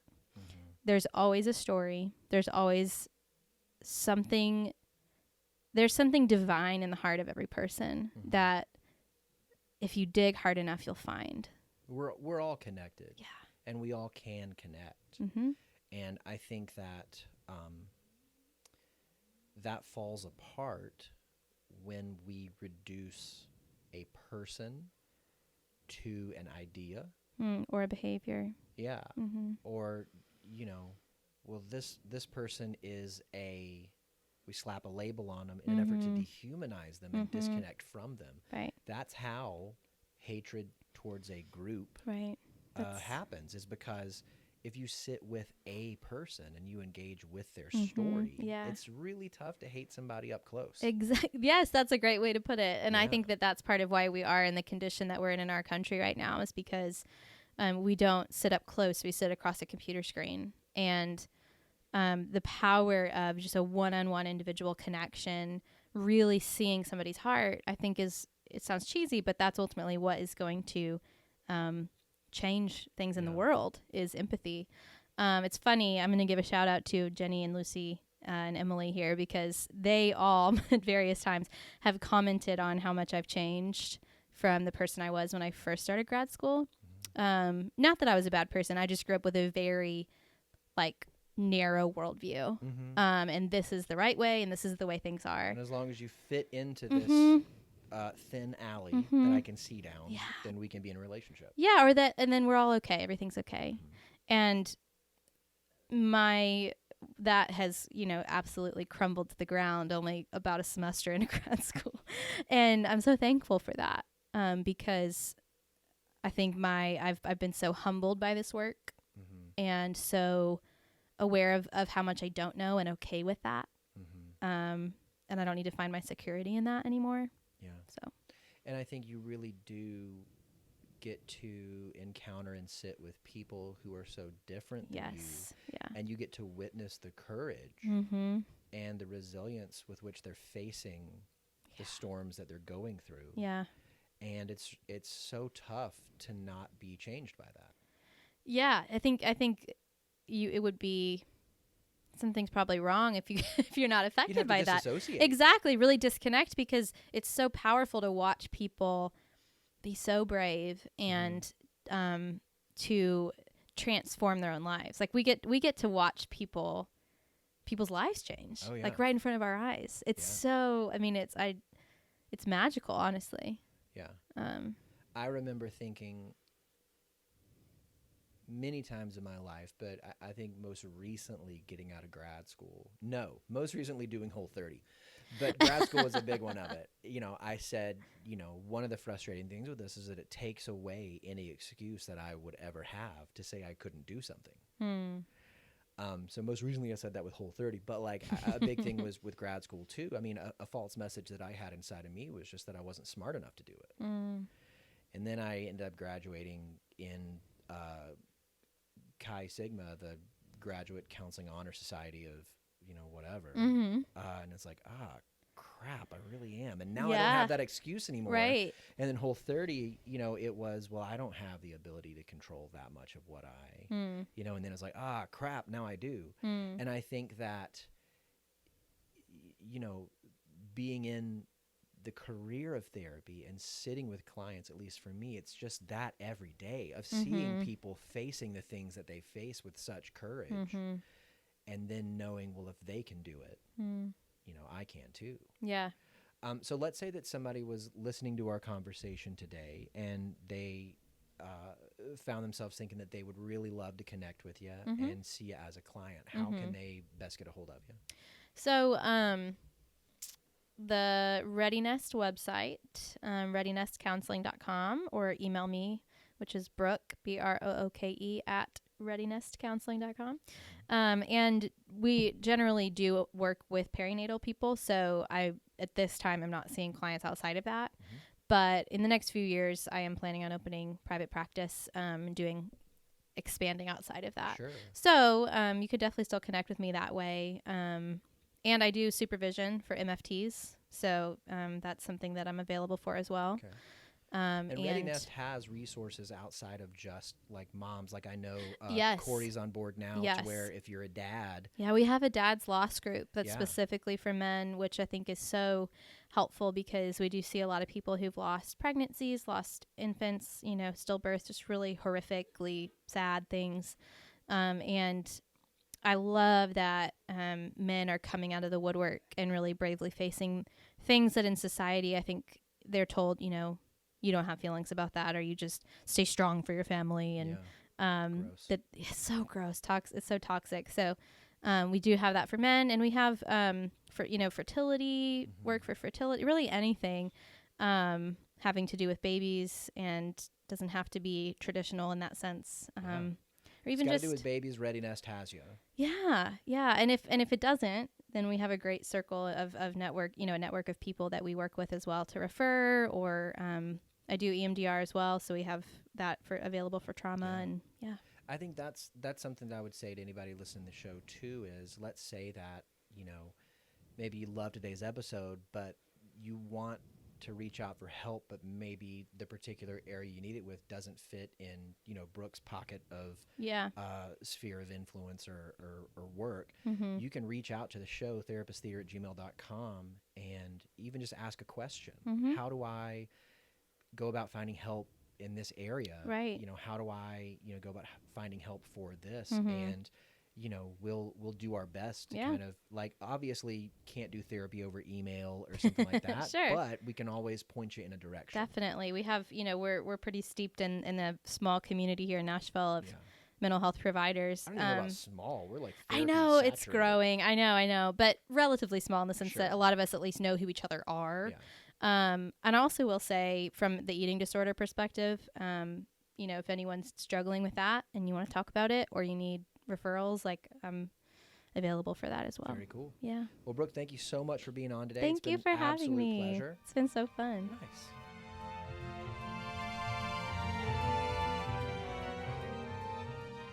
Hi, my love. Hey. Welcome home. Thank you. So slightly late Halloween-ish episode. Spooky. This was, I think I said it in the episode to Brooke. We started the Babadook at 11 a.m. Yep. to make sure that we had full daylight and that no boogeymen were going to jump out and eat us. And I have to say, this is probably the best experience with a scary movie that I've had as far as like not getting scared afterwards. I even walked the dog by myself in the dark alone the other day, and I didn't get scared. Yeah, I was fully anticipating being pants-wettingly scared after watching this and during watching it, and even now if we're just talking about it. Yeah. But I wasn't personally. Well, or I'm not now as much as I would have expected. But you're a brave person. Eh, You're a much higher quality person than I am. that's not true. So, what did you think? Thoughts on the movie? Thoughts on the interview? What did you think? All of it was great. The movie, I was really surprised. I mean, you had mentioned that Brooke wanted to talk about grief before we watched it. So I've got to say that I like had that, that was like filter. Yeah, like I had that filter already on the movie. But I'm pretty sure even without that watching it, I would have gotten it, because it is just like a very clear, it's just such a clear and good metaphor for grief. Like I think the way that they show her husband's death, both, and what's interesting is that kind of bookends like the story of the Babadook. Like we have the opening where we see the car crash, and that sort of sets up the whole thing, and then that's ultimately what she ends up facing to put the Babadook like back in the basement or whatever. So she like faces a representation of her husband saying, "Bring the boy to me, bring the boy to me." Mm-hmm. Which ultimately, like, that means like she would have killed it. Yeah, it was just such a perfect, like it was a perfect metaphor for grief. Yeah. And I, before even listening to the interview, I just bumped the mic.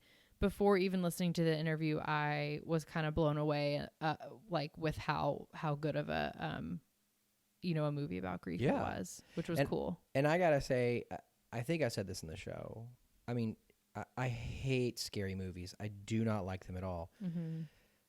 I was psyching myself out so hard for this movie. Mm-hmm. And then even during the movie was just preparing to be terrified. Mm-hmm.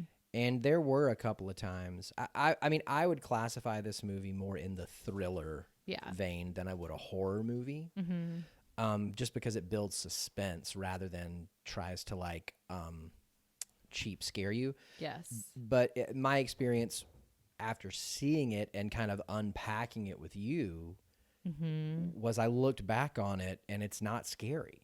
Yeah. Mm-hmm. Although I think, looking at a trailer, looking at the poster, just kind of dancing around the movie without seeing it, like by watching YouTube videos and such, totally terrified of watching it. But so glad that I did, because I think what you're saying is right. It's such a powerful symbolic metaphor. Yeah. And I think like for anyone who has dealt with grief, which I think is everyone in some way or another, grief is a monster. Like it is. It sucks. Yeah. Definitely like a cool movie. And then the interview was great as well. So I think one of the little parts of the conversation that stood out to me was when you guys were talking about, I think you said something about the grief, or the Babadook controlling her versus having a relationship with it. And I think, and you, this was you said, you were like, well, I don't want to say control, but I think that was I think control is a good word for it. 'Cause I think a healthy grief relationship is not controlling, but I think if you deny it and if you don't pay attention to it, it does control you, which is what, the movie showed. Like it starts running your mind and you don't even know what it is like that's going on because you're not paying attention to it. So I just, when you were like, oh no, I don't want to say controlling, I wanted to be like, no, do say controlling. I think you're right. Controlling. I was talking to a client today about a relationship with a parent. Mm-hmm. And we were talking about,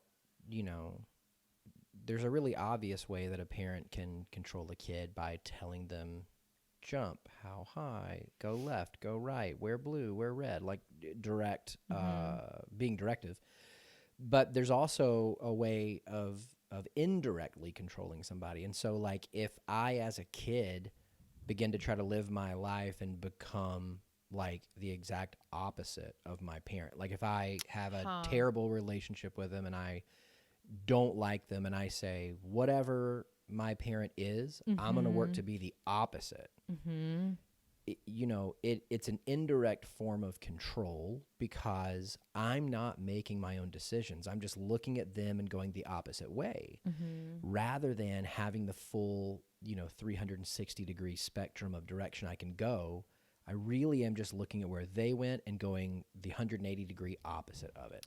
And so I think you're right. Like, in her absence of dealing with her grief, she was just trying to get away from it. So she was just determining every decision by how do I avoid this? How do I avoid this instead of having the full spectrum? I'm going to call that Pop-Tart controlling, because in Gilmore Girls, there's this whole episode where Lorelai, who is kind of the main character, for those of you who haven't seen it, is questioning all of her preferences and like her whole life because of that same thing. She is realizing that the whole, like, the dialogue that I'm thinking of is when she thinks to herself or she says out loud, do I really like Pop-Tarts, or do I just like them because my mother hated them so much, like hated junk food and hated whatever? So you can use that in your sessions. You're welcome. First off, I have wondered this entire time that we've been doing this show when Gilmore Girls would come in. It only took 43 episodes and it's here. Well, we talk about other movies, so sometimes I don't want to pull in. Yeah. Second off, I'm going to stop the wrap-up portion of the show and just ask you straight up, Leigh-Ann, do you like Pop-Tarts because your mom doesn't like them? Oh, no. My mom bought us Pop-Tarts. Okay. Yeah. I will say, though, I don't like chocolate Pop-Tarts because that's the only kind that my brother ate. And so for a while, that was the only time we got. And so whenever I could get, like, blueberry or strawberry or one of the other flavor Pop-Tarts, I always go for those because for me, the chocolate ones were, like, they were always around and I didn't like them that much. They were always round? They were always around. Oh. I was like, oh my gosh, did your mom cut the Pop-Tarts into circles? She cut the crust off for me because I don't like crust. I'm just kidding. That's isn't a Pop-Tart all crust? No, it's not. So how I eat a Pop-Tart is I eat the crust first. I eat around the edges, and then you eat the middle part, which is just frosting. We've gotten off topic. The point is, what you're talking about is Pop-Tart controlling. That's a thing. Trademark. Yep. 2019, Leigh-Ann Treese. Me. Another thing that I really liked, and also I'm just going to kind of like pause what I'm about to say and let the listeners know that this episode is coming at a really strangely opportunistic time because grief has been something that we're talking about a lot at work recently. We've just had some stuff happen and we're trying to focus on self-care and just learning a little bit about grief. And anyways, all that to say, this next portion is something that is relevant to me personally right now, that you asked Brooke at some point towards the end, you asked her if she thought that if the mother was taking care of herself, like doing self-care, like getting sleep, whatever, if that would have been, made her better. And I really, really loved Brooke's answer. She said no. Ultimately, she said no, because to her, what self-care really is looking inward at your needs. And I think self-care in the world and kind of culturally right now is it can be used really broadly as like getting a manicure, getting a facial, like I'm going to, I don't know, eat a cheeseburger or something like that. Yeah. And I just loved that she pointed out that difference that, like, of course, getting more sleep is always like healthy and good, or getting enough sleep, I should say, like the right amount of sleep, because I guess sleeping too much could be unhealthy, but getting the right amount of sleep is good for your body, of course. But I think, for her, just doing like a self-care practice wouldn't necessarily have helped.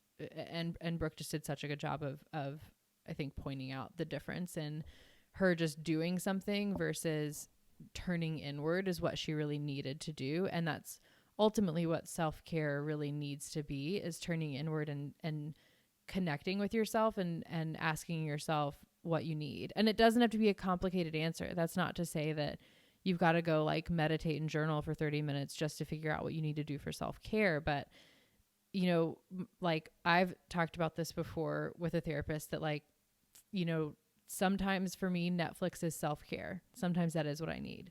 But sometimes Netflix is also a way to numb and not pay attention to what I really need. And so I think that's the difference. Like there's times where, you know, I need to sit down and watch a funny show with my husband, and that's, you know, or with whoever or by myself. That's what I need my self-care to be.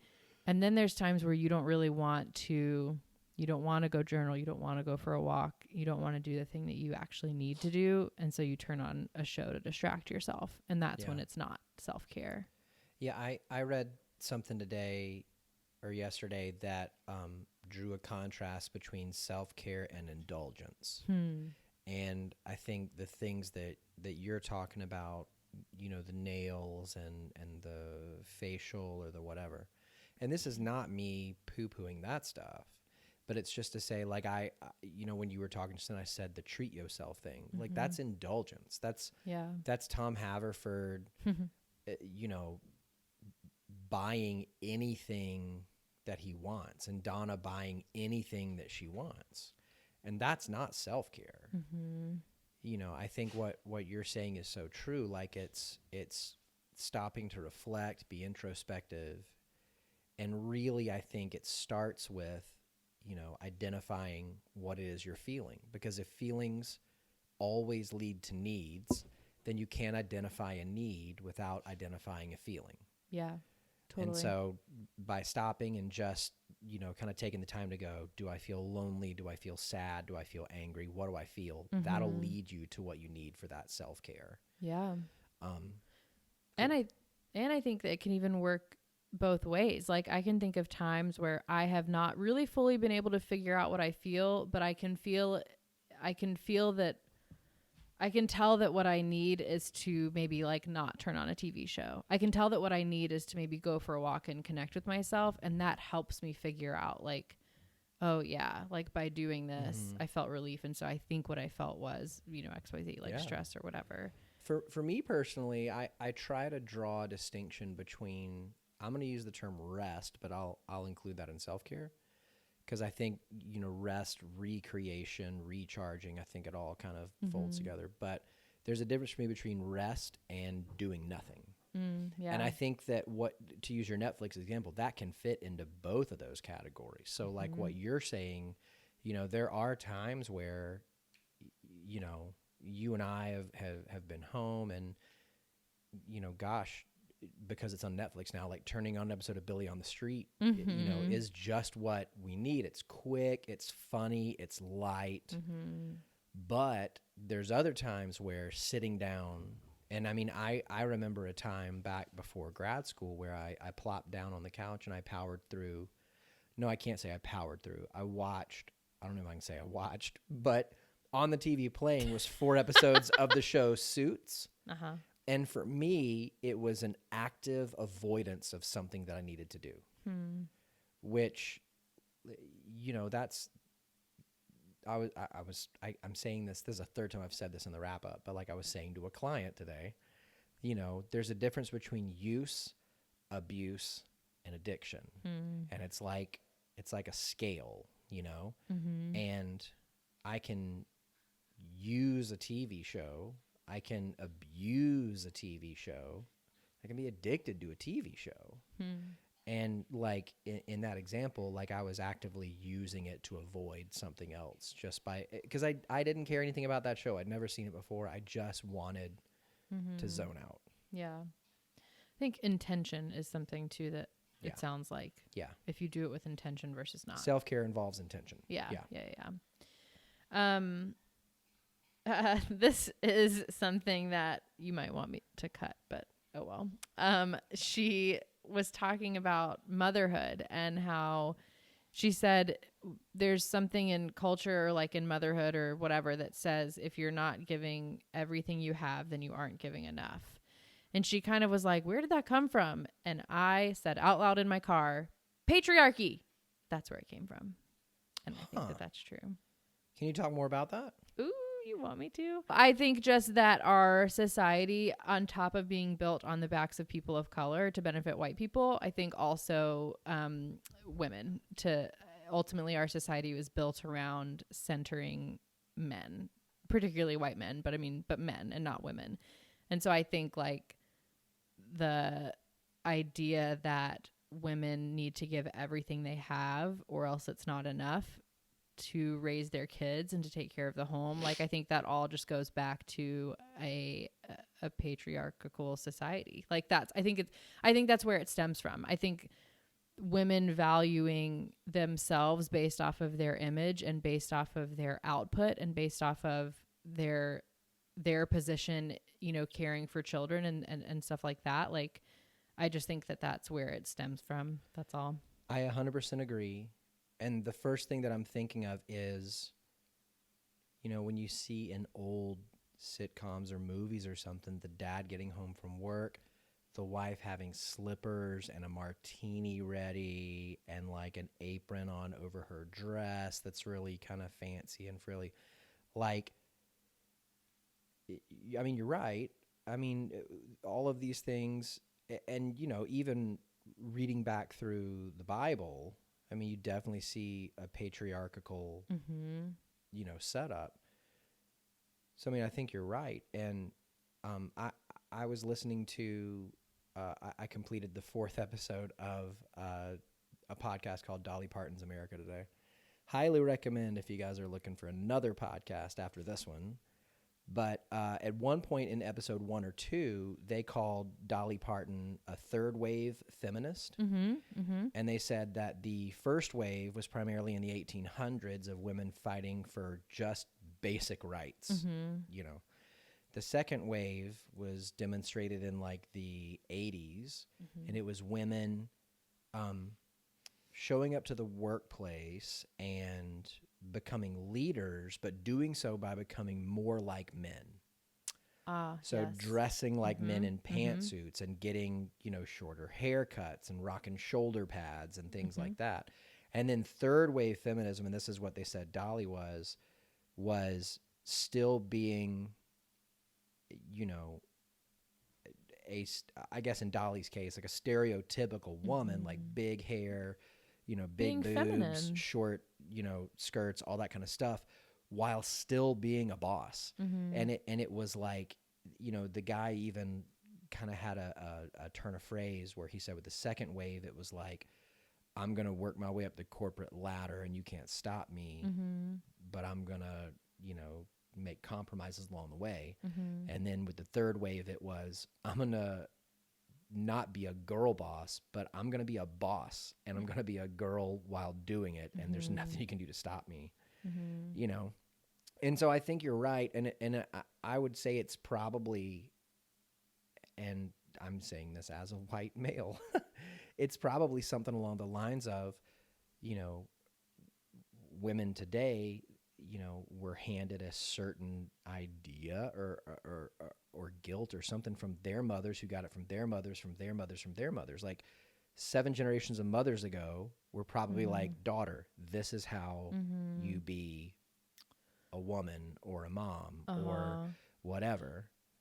And then they continued to, and hopefully generation by generation it lessens, you know? Yeah. I also think there's some of it, like, I think 100%. I just realized me saying that takes the men out of the equation, and that's not what I would want to say or do. Like, that's, I don't mean to say that whole time there weren't men trying to put their thumb over women and hold them down, because certainly there are. Well, and I think part of what you're saying, like, yes, there's certainly a generational thing that's passed directly internally in families, but I think society, like, I think society was built on it. So like our structures, our systems, our way of living life was built on men being the ones in the workplace, you know, et cetera, Yeah. like women staying at home, like all of that stuff. So I think some of it is certainly generational and passed on, but I think also some of it is ingrained into how the world, you know, how women experience the world. Yeah. And that just goes back to, you know, I'm willing to be a part of the fight. I'm willing to be the stay-at-home guy. and you know, you can go to work and earn bring home the bread. No? Okay. Okay. You know what? I think a more, you know, equal way is best too. The last thing I'll say about that is that what you were saying about Dolly Parton reminds me of the ever wise Lizzo, who has a song, and there's a line in the song that says, "I work my femininity." And I think that is what Dolly Parton did, from what it sounds like. Okay, the last thing, and I'll try to keep it short. You guys talked about, you brought up the question that you ask a lot, which is, what's the payoff for a behavior? What's the benefit? Like, what's the payoff? And I thought that's been something really helpful for me working with kids. And I think that's a helpful way to look at kids' behaviors, is like, what are they getting out of this? I saw a quote recently that a therapist actually posted, but it's a quote of another person, so I don't know who it is. But basically said, like, what if every time you hear somebody say or think about saying that child is attention seeking, what if you think about it as connection seeking? Like, call it connection seeking. Well, that was similar instead. to what Summer said on her episode, that any behavior is an attempt to get an unmet need met. Mm-hmm. So what's the need, and like, what is the behavior getting met? So anyways, I liked, again, that you guys brought that up, and think that's a really cool way to think about people too, you know? Yeah. So that's all. Cool. So the Babadook, buy, rent, or pass? Buy. I do think buy. And do you know what? I think it's sort of what I was saying at the beginning. This episode is great. I am going to recommend it to everyone. And I loved hearing Brooke's experience and who she is and everything that she talked about. So I don't say this to like diminish the episode's importance, but I think the movie on its own speaks so much to grief that like I would buy this movie simply because every human in the world is going to experience grief at some point. And this movie personifies it. Like, it shows how important it is to deal with it and to honor it and to give it the space that it needs. And I buy 100% buy. Wow. Mm-hmm. Wow. For all humans everywhere. I'm going to go with rent. How dare you? I'm just kidding. Mainly because I agree with everything you're saying. I'm just too scared to have it in the house. Oh my gosh. What if it is like the book? Oh my, I cannot even. We're it is dark it. outside right now. I do not need you bringing that evil inside this house. I like rent just because, you know, you can get it whenever you need it. Yeah. Versus just leaving it around. Mm-hmm. That's the show. So listeners, here's the deal. I want you to tell us what you think about this episode. You can do that by reaching us at Instagram at Therapist Theater, Twitter at Therapist Theater, but the theater is spelled THTR. Or you can just email us, therapisttheater@gmail.com. Write in any one of those three places. Let us know what you thought. Did you like the movie? Did you not like the movie? Did it unpack some things for you that you weren't thinking about when you watched it? Was it helpful? And would you recommend it to somebody else? I guess we'll call that a show. And with that, we will raise the lights, lower the curtain, and say that for this week, the theater is closed.